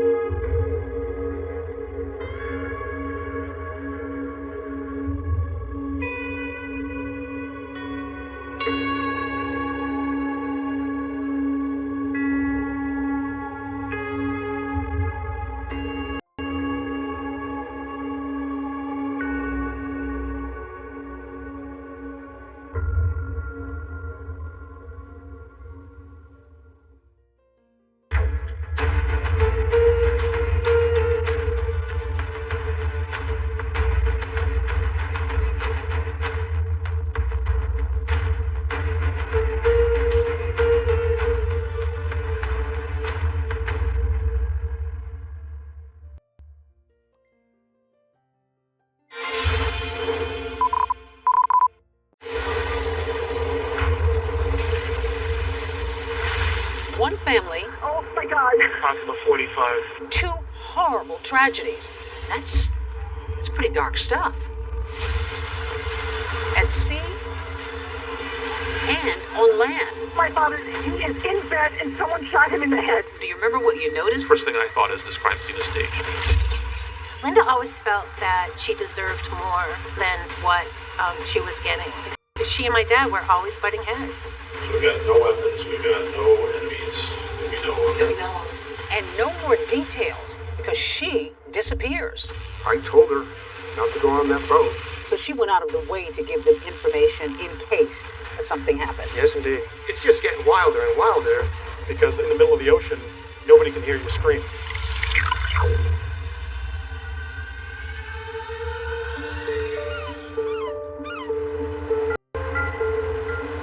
Every fisherman has a story about the one that got away. And this is Nathan Carmen's. The 22-year-old was set to meet up with his mom, Linda, for a late-night fishing trip out here off the coast of Rhode Island. But for Linda, the trip was less about catching bass and more about bonding with her son. Fishing was one of the things that brought them together, and that was Linda really giving herself to the experience because Linda hated fishing. Linda didn't eat fish. She thought this was the only thing that made Nathan happy, and she wanted to connect with her son in any way possible. That was a common occurrence. They used to go either weekly or sometimes bi-weekly. Nathan and his mother, they'd taken a boating course. They had some fundamental knowledge, but they stuck pretty close to land and were fishing for stripers and blues. Nathan's experience was, I would characterize him as a recreational fisherman. Mom and son planned to cruise toward Block Island in this boat which Nathan recently bought, one that just passed inspection by the Coast Guard a month earlier. That's comforting to Linda, who has a better to be safe than sorry approach when it comes to boating. So she begins to tell her friends about this fishing trip and shares information as to where they're going to be at specific times during that trip. Linda is so cautious, she even texts photos of the boat and its registration number to her friends so it could be easily spotted if the boat breaks down. You're relying on your engine, you're relying on electronics to get you there. On a starless night with calm seas, the two depart Ram Point Marina in Rhode Island at about 11 p.m. Linda texts her friends that the journey is underway. The boat is never seen or heard from again. One of my sisters had called me and said Linda and Nathan are missing. And I kind of freaked out. Linda's friends begin to worry on Sunday of that weekend. because Linda had claimed that she was going to come back and text them when she arrived. Linda always stayed a float log. And, when Linda got back, she'd call her friend Sharon, and Sharon never received the phone call. That's when two of her best friends reach out to authorities and say, something has happened. There are two missing boaters off the coast of Rhode Island. We need your help. It started out as a typical missing persons investigation, which is not criminal in nature. Our first order of business is naturally to find the missing people, gather the facts and circumstances to try to determine how they potentially went missing. Oftentimes, people are not missing, they're just overdue. The U.S. Coast Guard quickly begins a search over the Atlantic. The United States Coast Guard really deployed every available resource that they had to find this missing boat. They deployed fixed-wing aircraft, reconnaissance planes, Coast Guard cutters. Given the nature of the success rate that the Coast Guard has with search and rescue, I was very, very shocked that they were not finding anything. We deferred to the Coast Guard for search and rescue efforts. In that respect, they were really scouring the ocean, and the search efforts came up unsuccessful. I think it was day 6 that the Coast Guard made a decision to call off any additional search. And at that point, they had covered 64,000 square nautical miles, which is a massive, massive search area. So the Orient Lucky, which is a Chinese cargo ship, they were out around 115 miles south of Martha's Vineyard as they were shifting ballast in their ship. The Orient Lucky routinely travels the high seas picking up cargo, but this time it will make headlines for picking up something else. Lucky indeed. They saw what they believed was an orange ball popping out of the ocean about 1 square nautical mile from where the cargo ship was positioned at the time. And when they got a little closer, they realized it was a life raft. And inside that life raft was a figure, a young man standing and waving a flag in distress. Getting this large freighter close enough to not kill Nathan Carman, but save Nathan Carman was a challenge. And I think the captain made a certain maneuver that allowed them to get a little closer to Nathan where they could deploy a life ring, and the life ring landed several feet away from where the life raft was. So Nathan then had to jump out of the life raft and swim. The stunned crew members document the rescue with a series of photos and videos. Once he's on board, Nathan is offered hot soup, water, and dry clothes. I got a call from my supervisor saying that Nathan had been recovered by a passing ship. I was shocked, and I was thankful that there was a survivor. The rescue, a kind of needle in a haystack, becomes international news. And a man lost at sea with his mother for 8 days has been found alive in good condition. There were pictures of Nathan that were on the front page of newspapers all over the world because everybody thought that this was a wild story. Next tonight, hear the family mystery at sea. More than 100 miles from land, the discovery, and authorities asking what happened. Nathan, this is United States Coast Guard Boston. Over. Mom and I, 2 people, myself and my mom, were fishing, and there was a funny noise in the engine compartment. I looked and saw a lot of water. The boat just dropped out from under my feet. When I saw the life raft, I did not see my mom. Have you found her? No, we haven't been able to find her yet. Nathan Carman is still on that freighter. He's expected to arrive in Boston tomorrow night. So now we can start to maybe get some insight as to what transpired and why it transpired. But it was also concerning because Linda hadn't been recovered.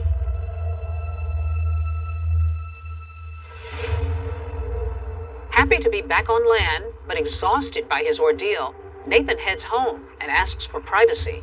I would just like to thank the public for their prayers and for their concern for both my mother and for myself. It's not the first time this family has dealt with drama and tragedy. Oh my God! Oh my God!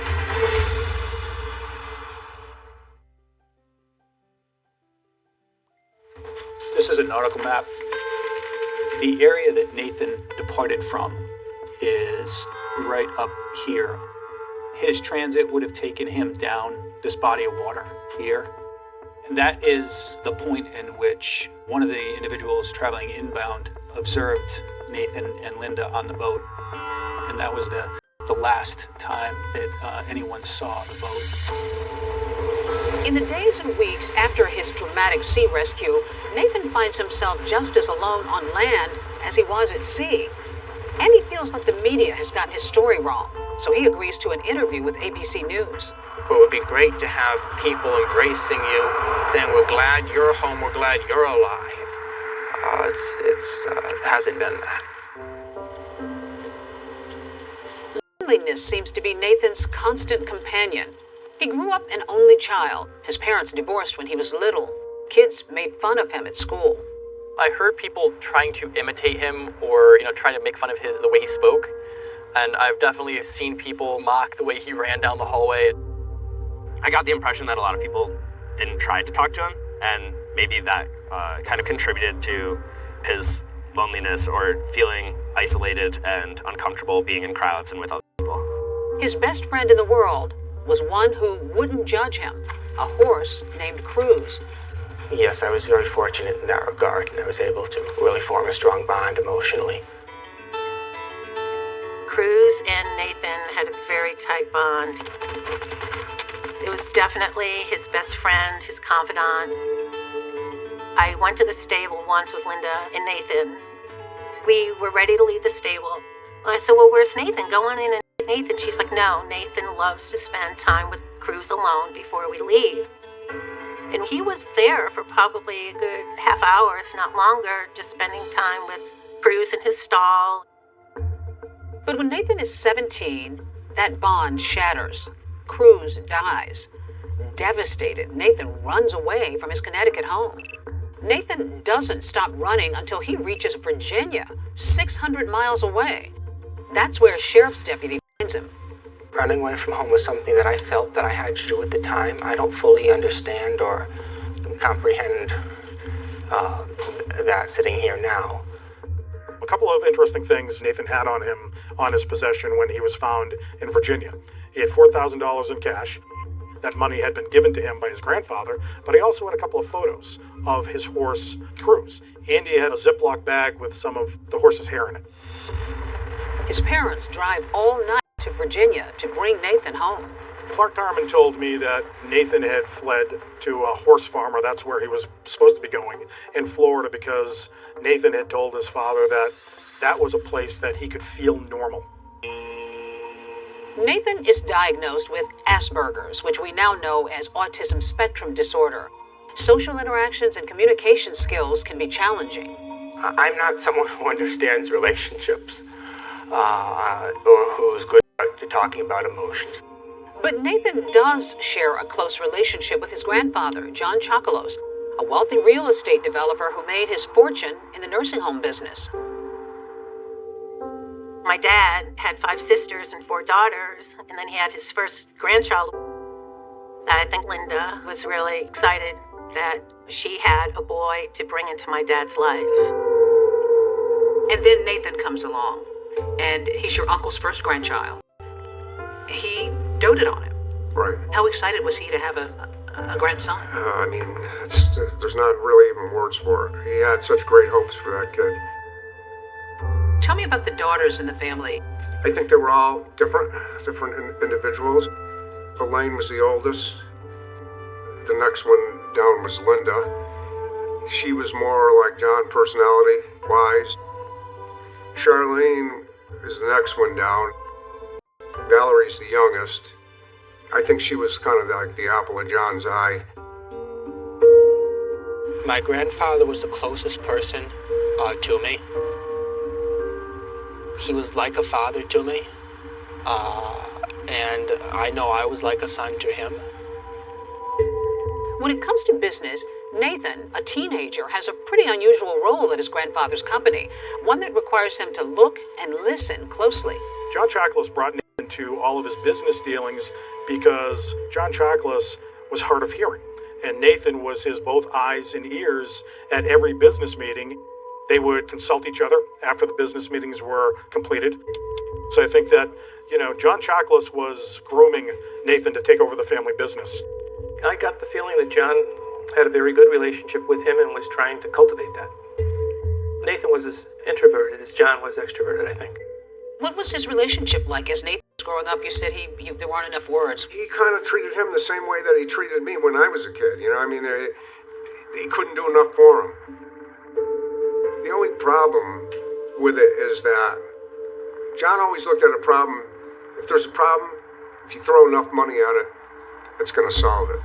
John Choclos doted on Nathan, gave him anything he wanted, whether it was a credit card or a new truck or a new apartment.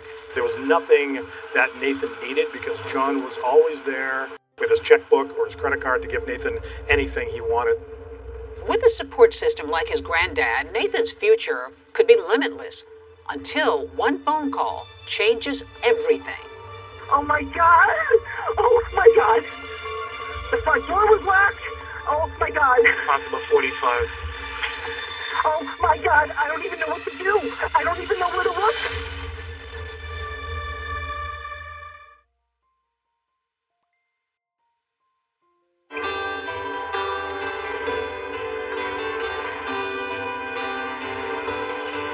Windsor, Connecticut, a typical small town. Pretty nice community. You know, not a lot of crime. Murders in Windsor are very rare. Not rare enough for the man living on Overlook Drive. John Choclos was a self-made man here in Windsor, Connecticut, running his multi-million-dollar real estate business out of his modest home. That is until the morning of December 20th, 2013. Police arrive here after getting an urgent 911 call. Okay, what's your emergency? I came to check on my father to pick him up for an activity. He is in bed and someone shot him in the head. Is he still alive? I don't think so. I walked into the bedroom and there's blood all over the back wall.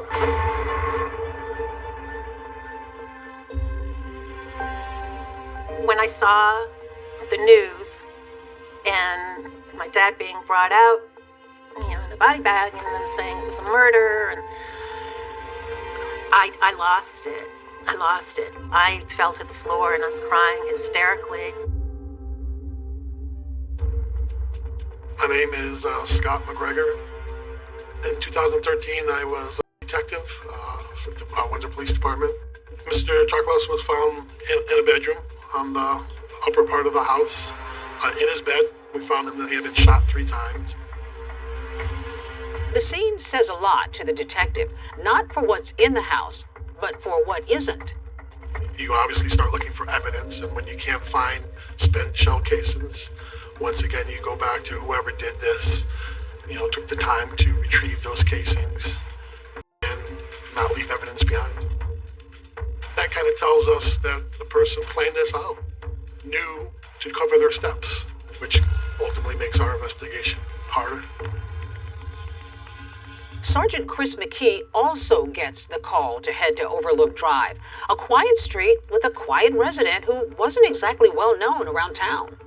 How did he fit into the community in terms of how he had accumulated his wealth? Was he kind of like a little local success story? I guess he ran in his circles, in his business circles.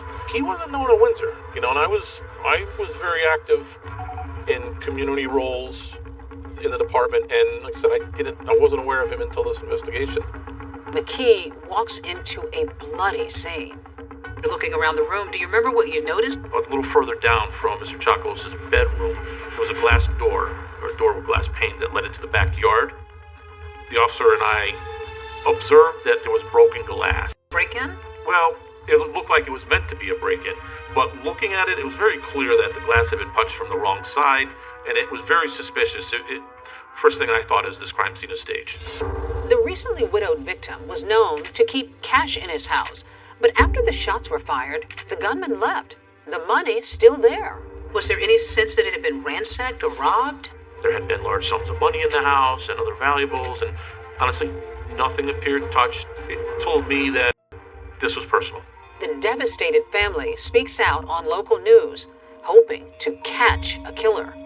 My father, while he lived a small life, he was a very large man, and to know him, you could never forget him. Anyone could have done this. This person killed at least once that we know of. This person's gotten away with murder, and chances are it will happen again. When we start any murder investigation, we want to timeline. You want to start trying to find out who was with John. My father, my mother passed November 21st. My father for 2 weeks was staying with one of us, or Linda was staying at my father's house. Another curious thing about the home. Doesn't exactly look like a millionaire lives there. One of the victim's daughters explains why. My father has an elaborate estate. The house is worth at least $40 to $50 million. It's huge. You wouldn't know it going into the house. That's the only reason why I'm bringing up my father's financial worth. Is because looking at this house, you would not know that he has a 25,000 square foot house in New Hampshire. You find out that this is a prominent businessman, a wealthy businessman. Yep. What does that say to you initially about this? Kind of starts to focus investigators in on, was this financially motivated? Did this gentleman had a lot of money, a lot of properties? Did someone have something to gain financially from his death?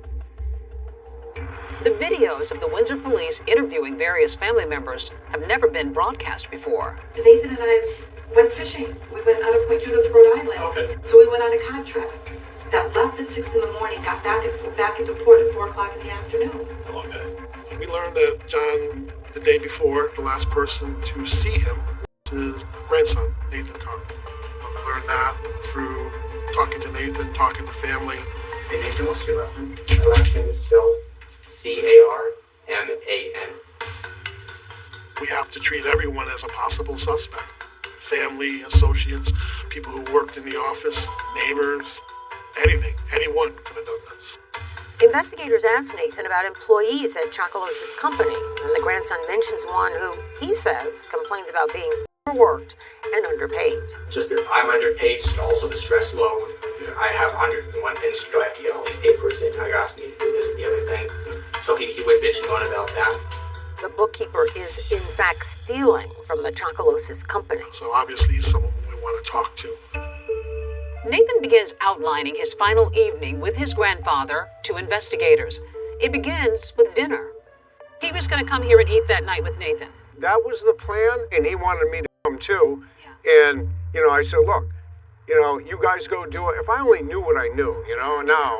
After their meal, Nathan and his grandfather return to the Windsor home. At some point, John Chocolos gets a phone call and puts it on speaker. I think that there's a real possibility that the person who called him may have been a mistress. I don't like saying that my grandfather was here at the time, but I think there's that real possibility. It wasn't one of your aunts? No, it was not one of my aunts. It was not one of my aunts, no one in the family. Very young, 23.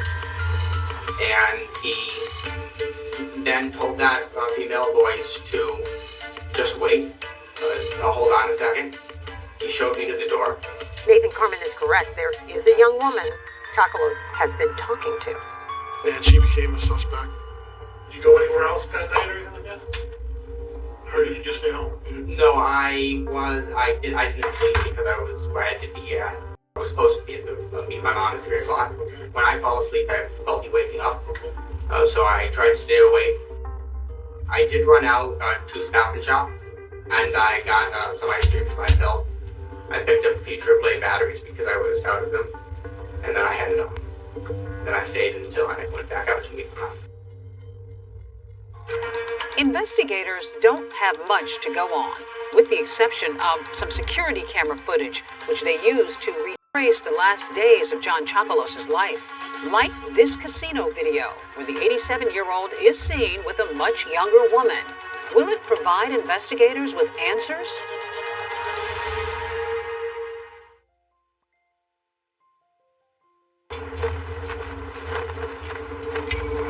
The Windsor Police Department may not know who killed John Chocolos yet, but they are beginning to understand who did not. Remember the woman Nathan heard on the phone? And the woman at the casino? They are one and the same.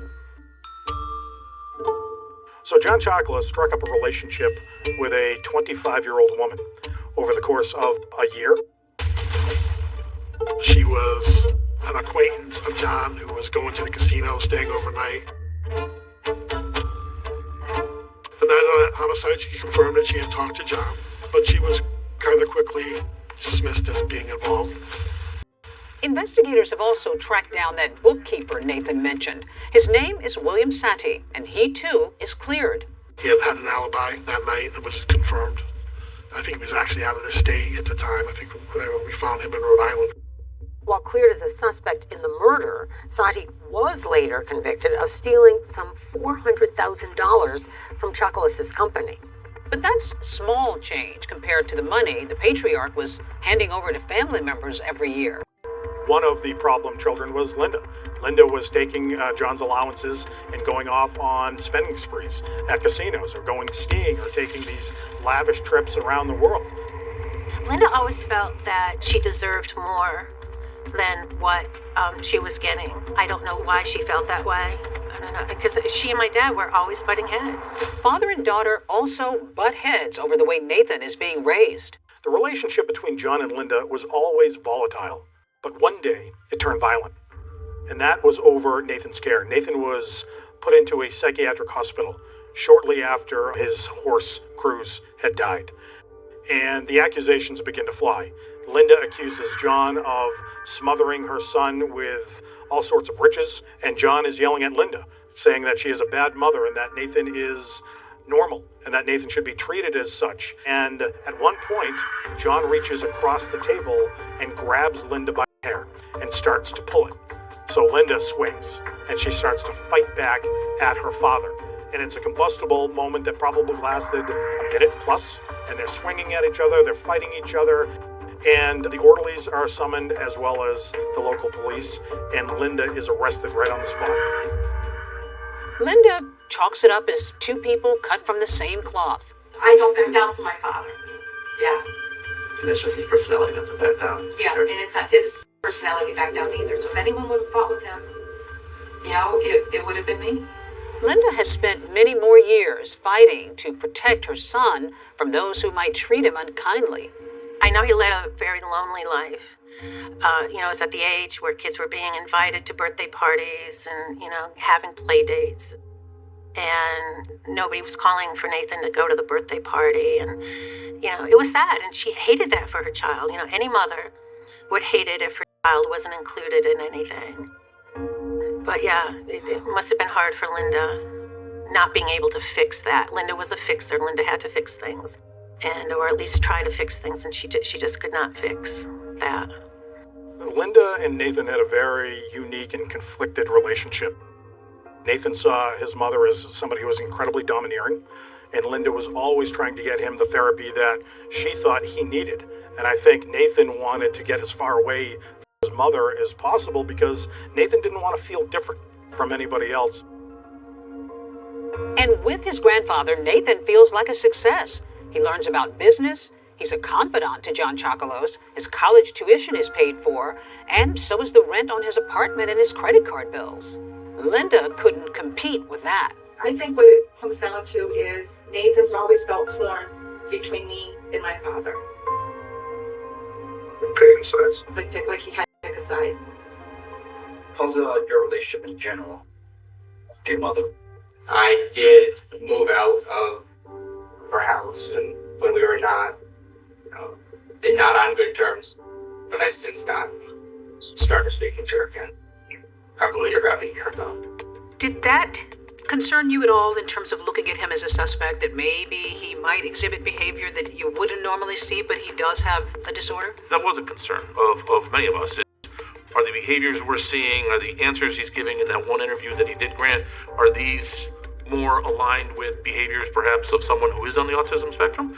Or can we look at these for what we normally would kind of think, this is kind of sketchy, a little suspicious, we want to delve more into this? Was your grandpa involved during that time? Yes, my grandpa. He facilitated financially my ability to go off on her. So for Linda, the recent fishing trips are a way of pulling her son back into her life. But now there's the murder of her father to deal with and lots of money at stake. Everybody is under the microscope. You own any weapons? No. Anybody else in the family own any weapons? No. Anybody have access to any weapons? Anybody that knows anybody that has weapons? Nothing at all. Okay. So we've got no weapons, we've got no enemies we know of. That we know of. Do you air gun. I'm not sure if it counts as a firearm, but was it the only? Yes, it is. But after speaking with a long line of friends, family, and business associates, investigators are about to realize they've been lied to.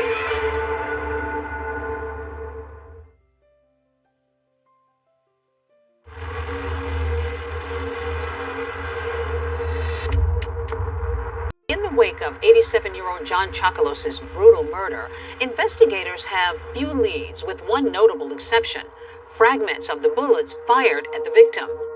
There's hope that they could be traced back to a possible murder weapon. What kind of weapon was used to kill him? It was believed to be a rifle because it was a .308 cartridge, a certain type of bullet. And a ballistics test concludes the gun used was most likely a Sig Sauer rifle, like this one. But in the wake of the Town massacre, these types of weapons were illegal to own in Connecticut, where Chocolos was murdered. The detectives focused a lot of their attention on New Hampshire. They scoured gun dealers, I think well over 600 gun dealers, looking for that Sig Sauer rifle. Eventually, investigators make their way to a place called Shooter's Outpost and speak with salesman Jed Warner about recent purchases. He remembers an interaction with a customer just weeks earlier. He definitely stood out because he looked like he came off like a construction site. His pants were dirty. He was wearing like a pair of like dirty boots, like a construction feel about him. We started talking about rifles and targeting. He said, actually, I'm very interested in the Sig Sauer 716. It's an expensive rifle, retailing for almost $2,000.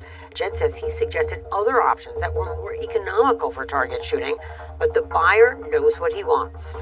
We do all the paperwork, do the background, he passes. He just kind of walked straight out, and that was the last we saw of him. 2 officers from the Windsor area were there, and then a local, like a Connecticut ATF agent. We had to go through all the stuff, try to figure out the day of sale.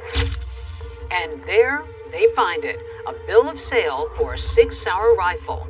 The name of the purchaser, Nathan Carmen.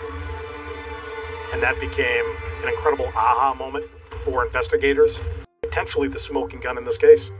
After the discovery at Shooter's Outpost, Nathan is asked again about owning any guns.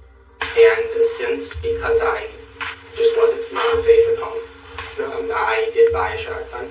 You did buy a shotgun? That's correct. Any other purchases of a firearm at any time? No. And that wasn't ever volunteered or brought up until investigators found this out-of-state bill of sale and then confronted Nathan with it. And how did he respond? Well, he acknowledged that he had bought this weapon. When asked about it, he said he lost it, and he didn't know where the gun was. That had to be really a red flag for you all. It was. Most people don't lose those firearms, or any firearm. But yeah, you don't normally hear, I don't know where it is. And there was no report of him, making a report that it was stolen, lost, etc. So what are you thinking at this point? You've been kind of connecting these dots. Well, it gets better.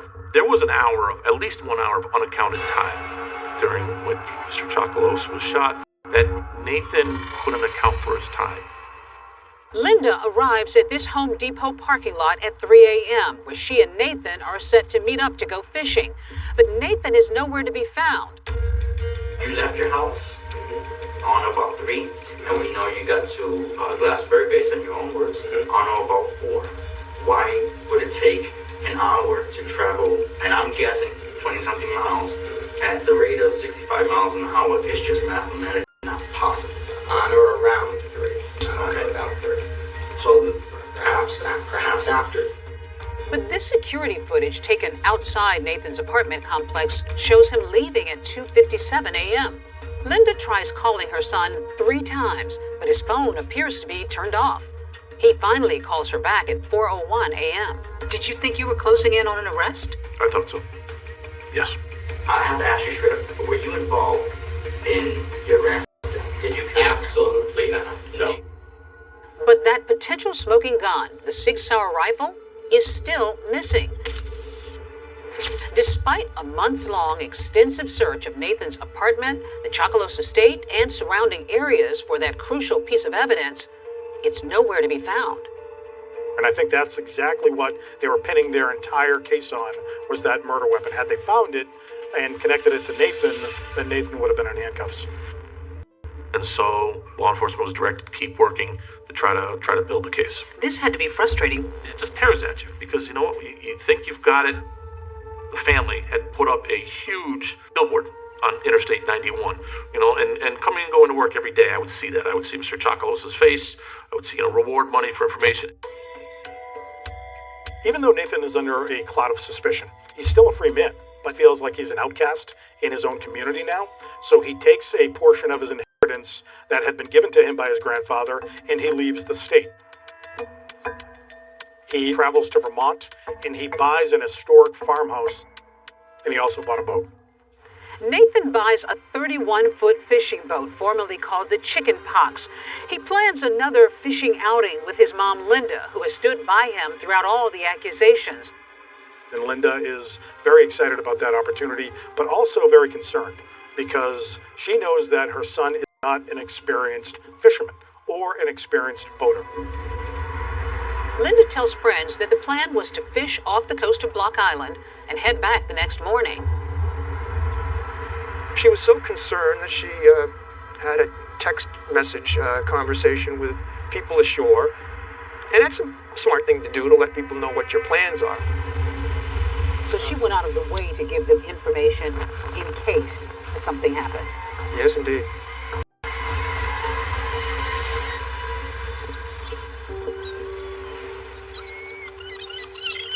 When Linda fails to check in, her friends start to worry. Two of her best friends reach out to authorities and say, something has happened, we need your help. At first, we were like, okay, hopefully it's just they're overdue and they're going to come back to shore. But after several days elapse, authorities search Nathan's home and vehicle and find some alarming items. We start thinking that he may have intent to either harm himself and his mother or both of them. How did you get word that something had gone wrong with that? My cousin Charlene called me and told me that they were missing. And I said, I told her not to go on that boat. Here is Nathan in a 31-foot aluminum boat with his mother, who's got no experience boating, and he thinks that he's the master fisherman or the master boater. Or does he think this is the perfect place to kill his mother? Because in the middle of the ocean, nobody can hear you scream. But what really happened on that boat? Nathan Carman answers tough questions under oath. How often did you lie to the Windsor Police Department? There was one inaccurate.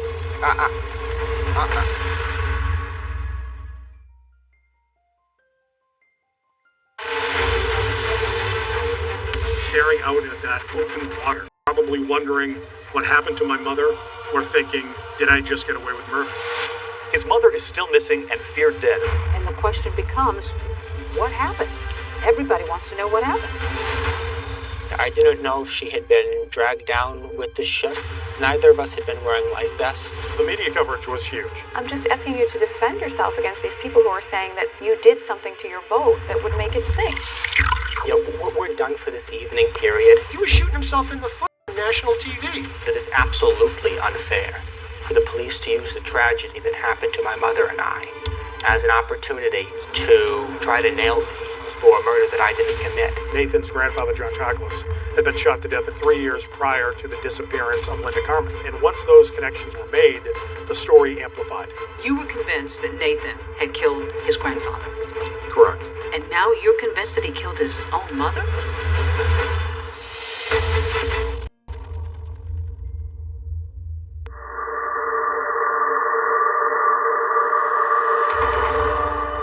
It's a story about greed and heartless brutality.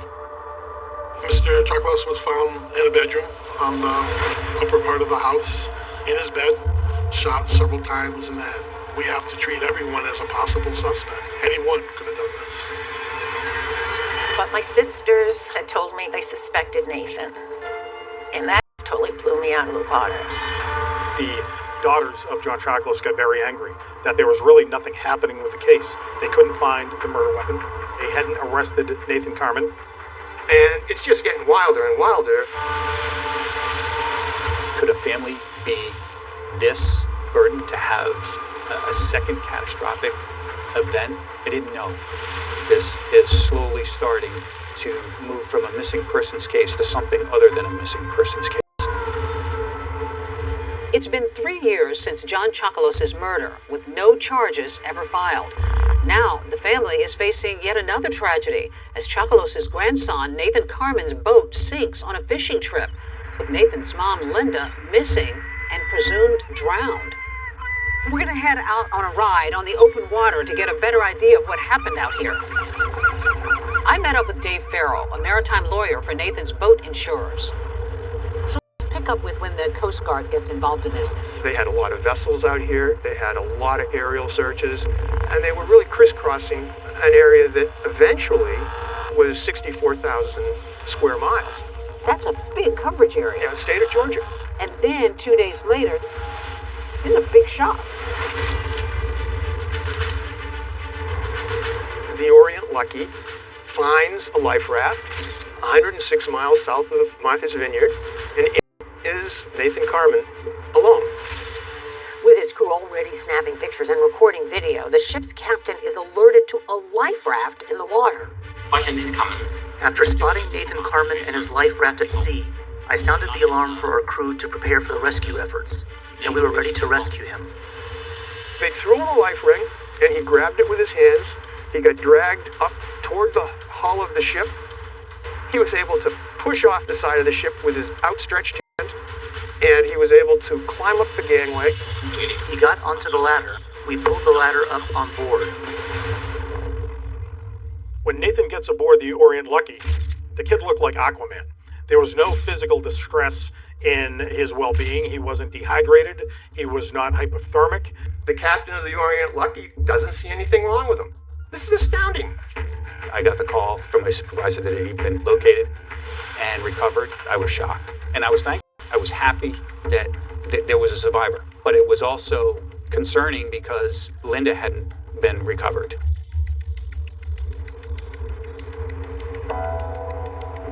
When I found out that, Linda was lost at sea and, I knew she wasn't coming back, it was just, I just had flashbacks of us growing up and just, the good times that we did have.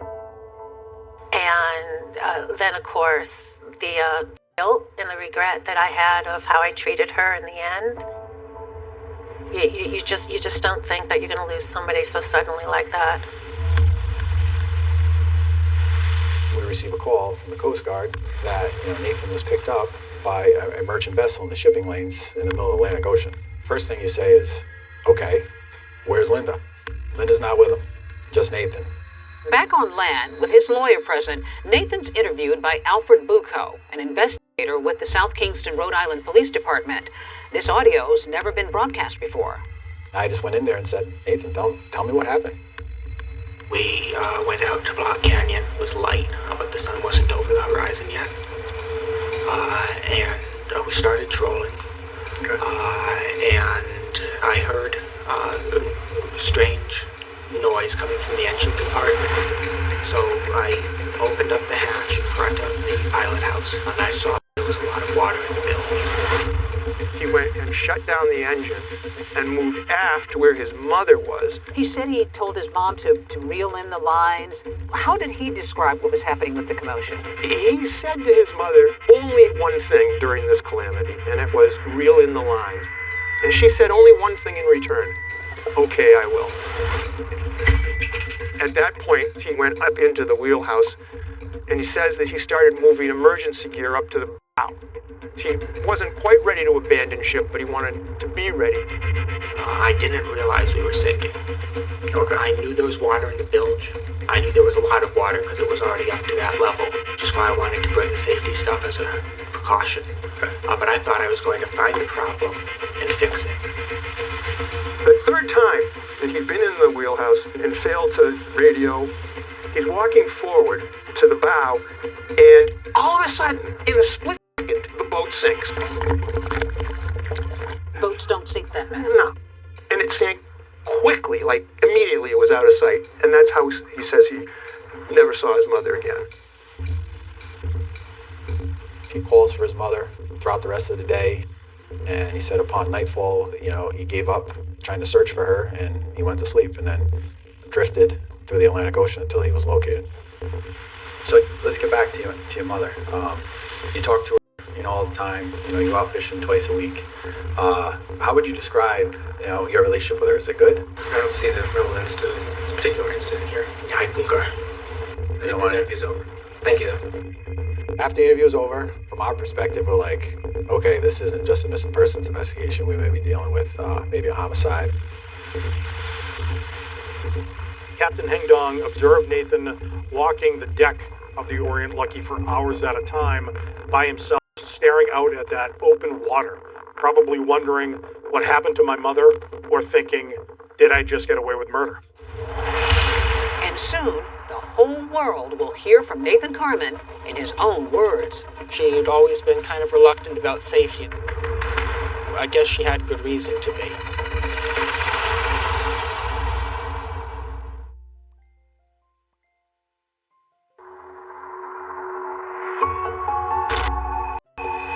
New developments in that mystery at sea. Rescued after 8 days in a life raft. Searchers had given up. Nathan Carman and his mother went fishing last week. He survived the ordeal, but his mother didn't make it. Now authorities are trying to figure out what happened. The media coverage was huge. This was a story that made headlines around the country. Initially, Nathan avoids the media, but eventually agrees to an interview with then ABC News correspondent Lindsay Janis in 2017. At his suggestion, they meet at a park near his home. So take me through that evening. You met at the marina in Rhode Island, and then what? Oh, we met at the marina in Rhode Island, and we had bait, which we got on board. And as we were heading out into the harbor, I asked her a couple times in the past, will you go to the canyons with me? And she had always been kind of reluctant about safety, and I guess she had good reason to be. While Nathan and Linda were still missing and the Coast Guard scouring the Atlantic, investigators back on land began searching through their vehicles here at this marina, looking for clues that might help in the search. It looked like he had been somewhat almost living out of his truck or sleeping in his truck. We found some receipts from different marine stores. Items purchased at area marinas in the hours before the fateful voyage included a rock-type anchor that would never have worked for Nathan's boat, and then some lengths of chain. They were curious purchases. There was also a bucket of eels that was in Nathan's truck. That stood out to me because eels are often used as bait when fishing for striped bass. And if you left the dock and didn't take your bait, what are you using for bait if you're going fishing? Nathan tells us the same story he told police, that his mom had been concerned about safety ahead of the boat trip. And I want to stress that it wasn't an argument, because I want to stress that it was not an argument. She had always been kind of skittish. We're stopping right here with that question. Oh, okay. But why not reach out for help? The Coast Guard said there was no Mayday call. They had a radio, and there was also an EPIRB, which is an emergency position indicating radio beacon, on the boat, like someone needs to be medevaced, or when you know you're sinking. But I didn't know that we were sinking until we sank. Nathan said that there was a lot of commotion going on and the water was being taken on in here. So where would his mom have been when all of this is happening? Right where you are. So she would have been right back in this area? Yes. But they're not speaking? I mean, and she doesn't know that they're going down? Nathan has excellent line of sight on her the whole time, and yet he says he never saw her afterwards. At that point, I didn't know if she had been dragged down with the ship, because neither of us had been wearing life vests. I assumed that if she had been on the surface, that she would have been calling out to me and I would have been able to find her. According to Nathan, days go by and he huddles on the life raft, keeping a lookout for rescuers.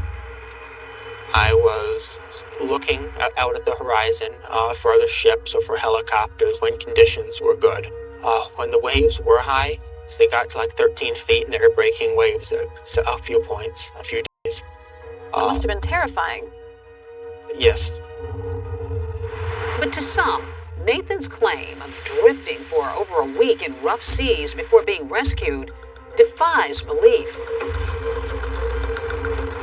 The initial videos showing this guy walking up the gangway of the ship without any great problem, he seemed to be just fine. You would be in dire straits after, 5 or 6 days.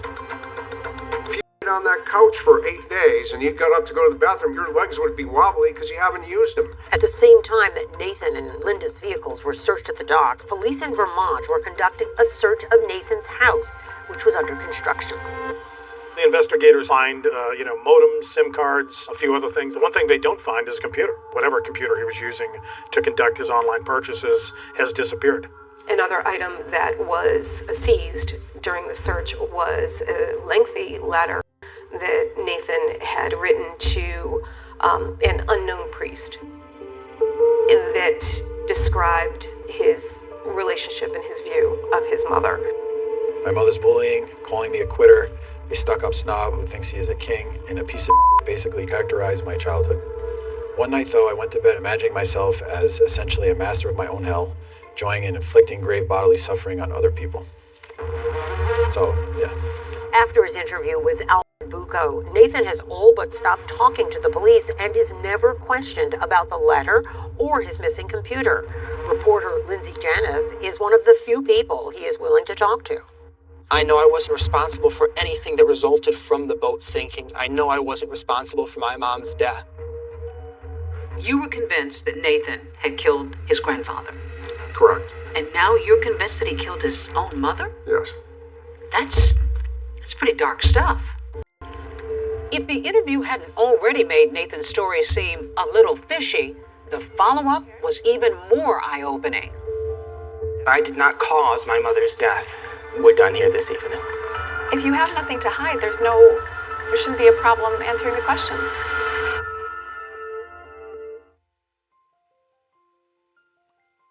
Oh, Dave. Oh, hi, Dave. Nice to meet you. Hi, how are you? I'm Matt. Nice to meet you. Matt, nice to meet you, Matt. Thanks so much for taking us out. Initially, when everybody else was scratching their heads and wondering, wow, this poor guy, what happened to his mom? For the average person out there who's looking at this and taking it at face value, folks who know the water, like you do, had your doubts. Absolutely. People had doubts about this story from the beginning. With Linda Carmen presumed lost at sea, her reportedly tumultuous relationship with her son Nathan was under renewed scrutiny. He sits down with 2020 for a second interview, which now holds new significance. If someone said that you did not get along with your mother, that you did not like her, is there any truth to that at all? No, there's not any truth to that.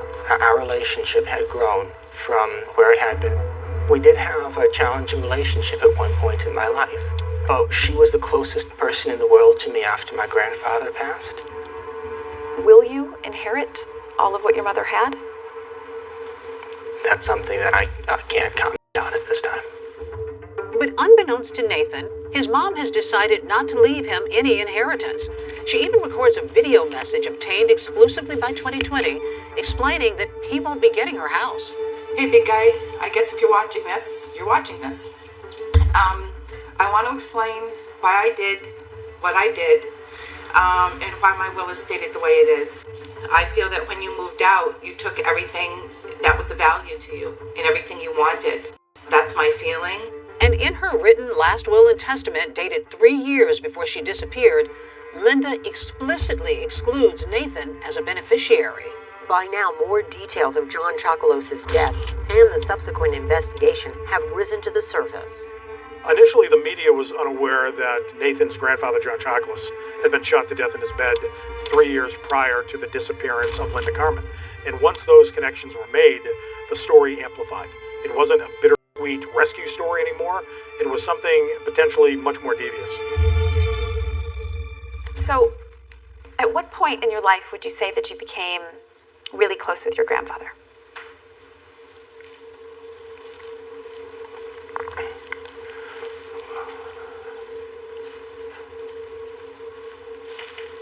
Here's where I have a bit of an issue. My understanding was we were going to be sitting down, and we're going to be talking about.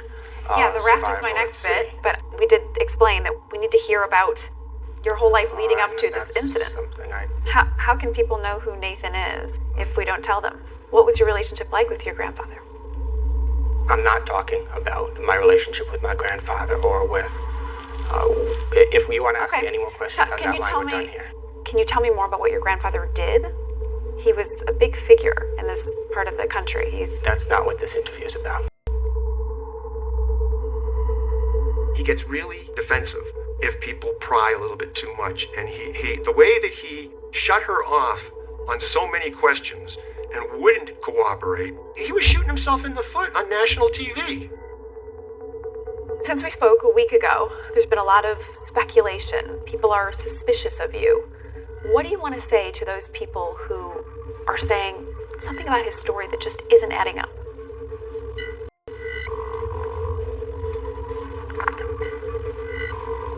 I'm not aware that those people exist. There are suspicions about the boat trip. Since we last got together a week ago, I've said the way it happened. I'm just asking you to defend yourself against these people who are saying that you did something to your boat that would make it sink. That's not true. Nathan had never been interviewed at length by a network or by a reporter, so this was something new to Nathan, and I think Nathan thought it was going to go one way when it certainly went another way. Was there an issue with the boat that needed to be fixed? No, there were.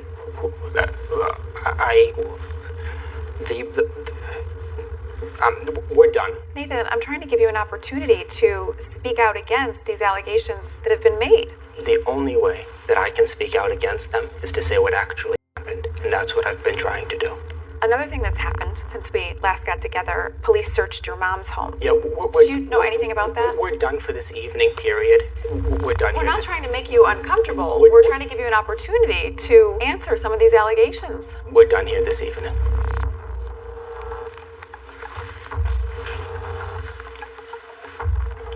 If you have nothing to hide, there shouldn't be a problem answering the questions.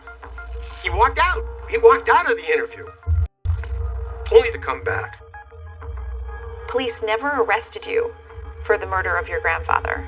Do you think it is unfair that people are bringing that up and talking about that now? It is absolutely unfair for the police to use the tragedy that happened to my mother and I as an opportunity to try to nail me for a murder that I didn't commit. Can you understand when people see that you were the last person to see two people alive? They see that and they say you are either the most unlucky man alive or you had something to do with those two deaths. What do you say to that? I say that there's no relationship. Later that month, Nathan holds a memorial service for his mom. It's sparsely attended by some of her friends. Linda's sisters are notably absent. Now, Linda hasn't even been declared dead yet. Nobody in his family is willing to go, because many of us in his family believe that Nathan is truly the culprit. Very grateful to the friends and family who attended in memory of my mom. Nathan, you've been through so much. How have you been these last several weeks? It's been very difficult. We had no boat. We had no body. But as in any investigation, there's always evidence that can be recovered. It's just a matter of making sure that you know where to look. It's all hands on deck at that point to try to uncover the truth. As with the death of John Chocolos, according to investigators, there isn't enough evidence to charge Nathan with a crime. But in a twist of fate, a seemingly innocuous insurance claim for the sunken boat is about to take the saga of Nathan Carman in an unexpected direction. Some of these strange occurrences maybe could be chalked up to an inexperienced fisherman, a guy who's panicking. You know, I spent a lot of time with Nathan. I think he was cold, calculating, and had this whole story planned out to explain the disappearance of his mother and the sinking of the vessel. The idea that he drifted for a week in that life raft just didn't hold water for you. Not even for a second.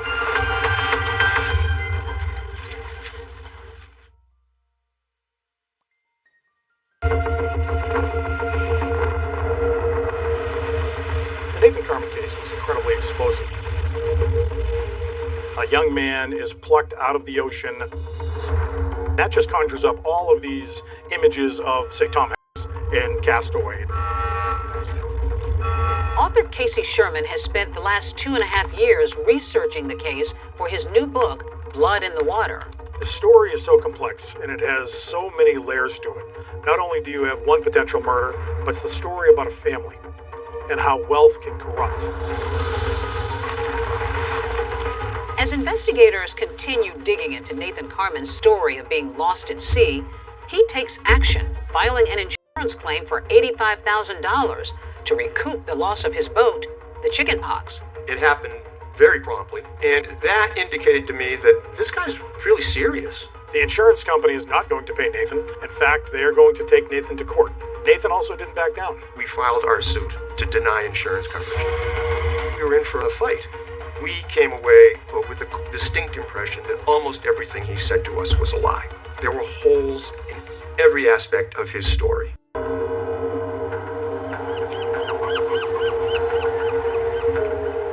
Holes in his story and his boat.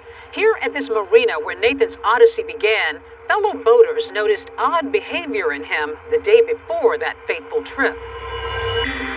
It kind of caught my eye when I saw him leaning over the back and drilling 2 holes in the transom of the boat. I asked him, "What are you doing?" That's why he told me, he says, he's taking the trim tabs off. Trim tabs are stabilization devices that help lift the boat up higher on the water. Nathan admits to removing them, leaving holes in his boat, but says he patched them up with a marine putty. I patched the holes. They seemed to be well patched. And at the time my mom and I went out, I felt that I knew those holes were above the water line, and 2, I felt that they were securely patched. The idea that he was patching up those holes, that putty, the patching didn't work? It wouldn't work. My theory is that he was trying to make it look like he was deliberately altering the boat in a dangerous fashion. So that maybe it looked like he made a mistake. He very calculating. He wanted people to be able to point to, oh, no wonder the boat sank. Attorney Dave Farrell represented Nathan's boat insurance companies and has looked into Nathan's account of what happened for years. Nathan's story is that his boat started taking on water, but he failed to put out a distress call because he didn't think the boat was sinking. One would think then maybe he would call out for help, the Mayday situation, right? Did he do that? No, and he had ample opportunity because each of the times that he went into the wheelhouse to carry gear forward, he was within arm's length of the microphone for his VHF radio, and a good one. This is where the emergency equipment is, right? Here? Yeah, right here. A microphone within arm's reach. And he came in here 3 times to get survival gear and bring it up to the bow. So he was within an arm's length 3 times he could have picked it up. All of these things sound pretty odd. Maybe you could chalk them up to panic and inexperienced fishermen, but you would have to have hard evidence to really show that he wasn't where he should have been. I got an oceanographer to assess whether it was possible for him to drift in a life raft to where the Orient Luck picked him up 7 days later. And was it? Absolutely impossible. Physically impossible. I looked at drifting buoys, I looked at historical data, I looked at thermal images of the Gulf Stream rings. All of these different systems showed the currents going westward, and Nathan claimed he drifted eastward. And that did not make any sense. And Nathan's aunts aren't buying his alleged fishtails either. New twist in a story making national headlines involving Nathan Carmen. They filed what is known as a Slayer petition, which prevents a person from inheriting property from someone they murdered. Nathan Carmen's aunts do not want him to inherit that money, and they say essentially profit off of 2 deaths they believe he caused. When Nathan walks into court, he's actually got a suit, and he's cleaned up, he's shaven. Good afternoon, Your Honor. Nathan Carmen is appearing on my own behalf. He looks like a young, aspiring law student. The loss of my mom has been extremely difficult for me, so I can sympathize with petitioners in that respect. He ended up taking depositions. He ended up going into court and arguing motions. I'll say that some of the petitioners had awfully substantial loan, and I had very, very little. He ended up putting up his own defense. You saw me sort of tell the truth. But in this deposition obtained by 2020, it's Nathan in the hot seat. This is the deposition of Nathan Carmen. Did you have a close relationship with your mother, Linda Carmen? I would say that I did, yes. When asked to respond to claims that he lied to police during their interviews with him in 2013, Nathan clams up. How often did you lie to the Windsor Police Department? There was one inaccurate. I'm pleading the 5th. Pleading the 5th as to lying to the Windsor Police Department after your grandfather is dead. Is that correct? Okay. Nathan pleads the 5th 81 times during this deposition. I plead the 5th. and I plead the fifth. Meaning he declines to answer questions to avoid potentially incriminating himself. I plead the fifth. That's damaging to Nathan, I think, in the public's mind. Who takes the fifth? Mobsters take the fifth. Gang lords take the fifth. Not somebody that's completely innocent. Nathan Carman caught a legal break today after a judge tossed out the lawsuit his aunts had filed to keep him from collecting millions of dollars from his grandfather's estate. The judge dismisses the case after he rules Chocolos wasn't a resident of New Hampshire. The newspapers reported it as a tremendous win for Nathan. I wasn't too troubled by it. Nathan is off the hook for his family lawsuit, but his insurance case is looming, and investigators have him in their sight. Pieces of the puzzle had started to come together. There were too many inconsistencies. There's no such thing as a perfect crime.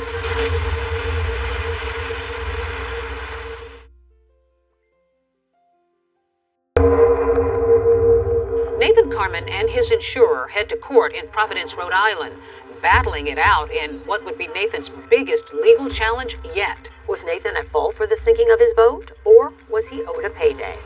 Nathan Carman and his lawyer saying absolutely nothing, heading to Providence Federal Court this morning for the first day of the civil trial against Carman. He's got everything to lose here. If the court determines that he is negligent in his mother's death, that can open up the potential for criminal charges.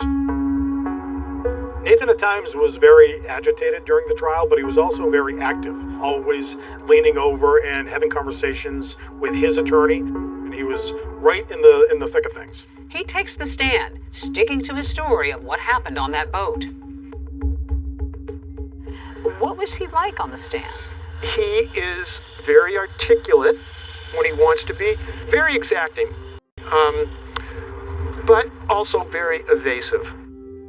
Nathan had no emotion when he testified. That may be because he is on the autism spectrum. And he talked about his mother in a way that she was more of a nuisance than she was a help to him while that boat was going down. The judge asked him, "What's going on with your mother during all this time?" And Nathan's peculiar answer was, "My mother was part of the problem rather than the solution to a sinking boat." With the case now in the judge's hands, Nathan talks to the media outside the courthouse. This isn't about money. It's an $85,000 claim. I almost feel like I have a responsibility to my mom to make sure that the truth comes out. At the end of the trial, the judge rules that Nathan was negligent with regard to the sinking of the chickenpox. That was a small victory for me because at least a little bit of justice was prevailing through it all. The civil case acted as the de facto criminal case. FBI investigators, Coast Guard investigators, attorneys, prosecutors, they all had front row seats. Now we transition to the house of the morning. Pieces of the puzzle had started to come together and had started to paint a picture for us that this was in fact a criminal act. There were too many inconsistencies. There were too many things that just didn't add up. It became very, very clear that Nathan had committed a crime on the high seas. We don't have a body, we don't have a boat, so it's a very, very difficult case to try to prove. The grand jurors have to decide, is there enough evidence to proceed and indict? It took several years, but Nathan Carman is now charged with killing his mother. Nathan agrees to meet with investigators, but has no clue what's about to happen. Nathan was surprised when he was advised that he was under arrest for the murder of Linda Carman. It was like something out of the golden age of piracy. Nathan was charged with murder on the high seas. According to an indictment, Carman devised a scheme to defraud his grandfather's estate and to obtain money from the trust, and the murders were part of this scheme. However, the indictment doesn't charge Nathan with the murder of John Chocolos. Medical records, school records. Nathan hires defense attorney Marty Manella. Marty Manella is a long-time, very bulldogged litigator, and when he met Nathan, he not only found a client, but he found a son. He had literally no support. That was probably Probably the hardest thing that Nathan had to endure, the fact that he had no one. But he had us. He really had us. And I had never in 50 years of practicing law had that kind of relationship with a client. Never. As he's escorted into federal court for arraignment, cameras catch Nathan defiantly proclaiming his innocence. Not guilty. Before pleading not guilty to the court as well.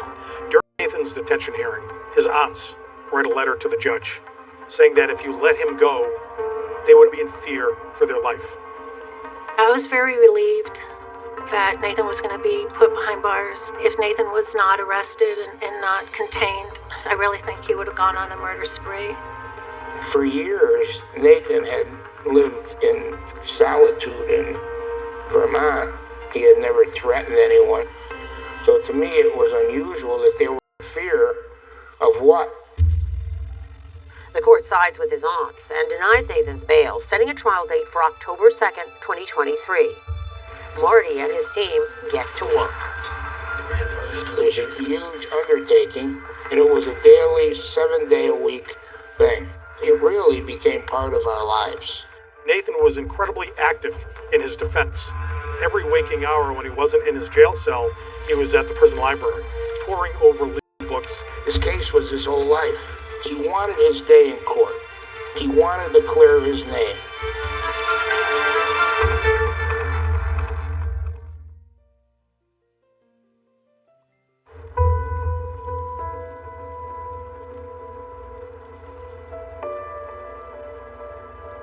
The day of June 15th, 2023, came as a shock. They were just a few months away from trial. We learned Nathan Carmen had died while awaiting a trial for his mother's death. I got a call in the morning. Nathan was gone, and he hung himself. And I just cried. Nathan took his own life. He wasn't depressed. He wasn't despondent. We were all looking forward to that October date so that we could have this trial. Despite all the family court battles and accusations, Nathan's aunts come to pay their respects at his funeral. I attended Nathan's funeral. Myself and my sisters were there. I was very sad. Nathan's attorney paid for the funeral, paid for his cremation, and then gave his eulogy.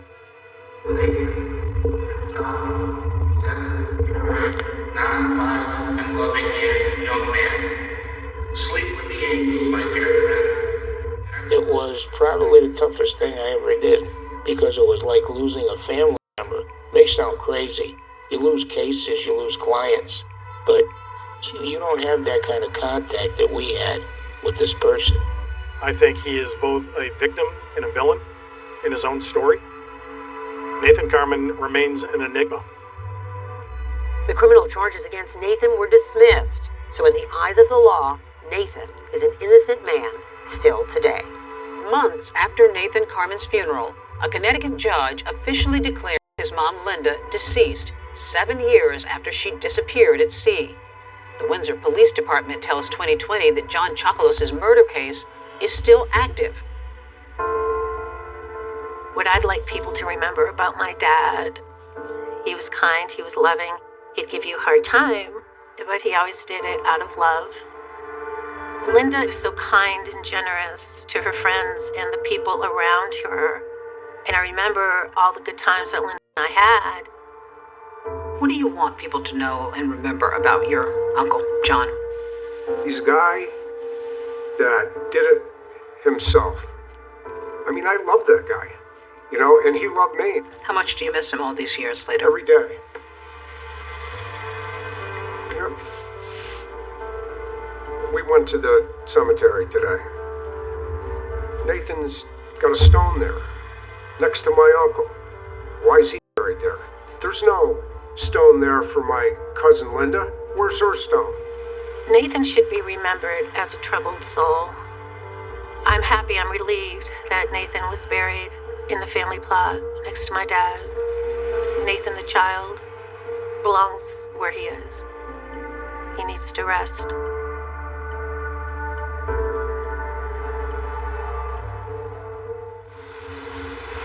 That's our program for tonight. Thanks. watching. I'm Deborah Roberts. And I'm David Muir from all of us here at 2020 and ABC News.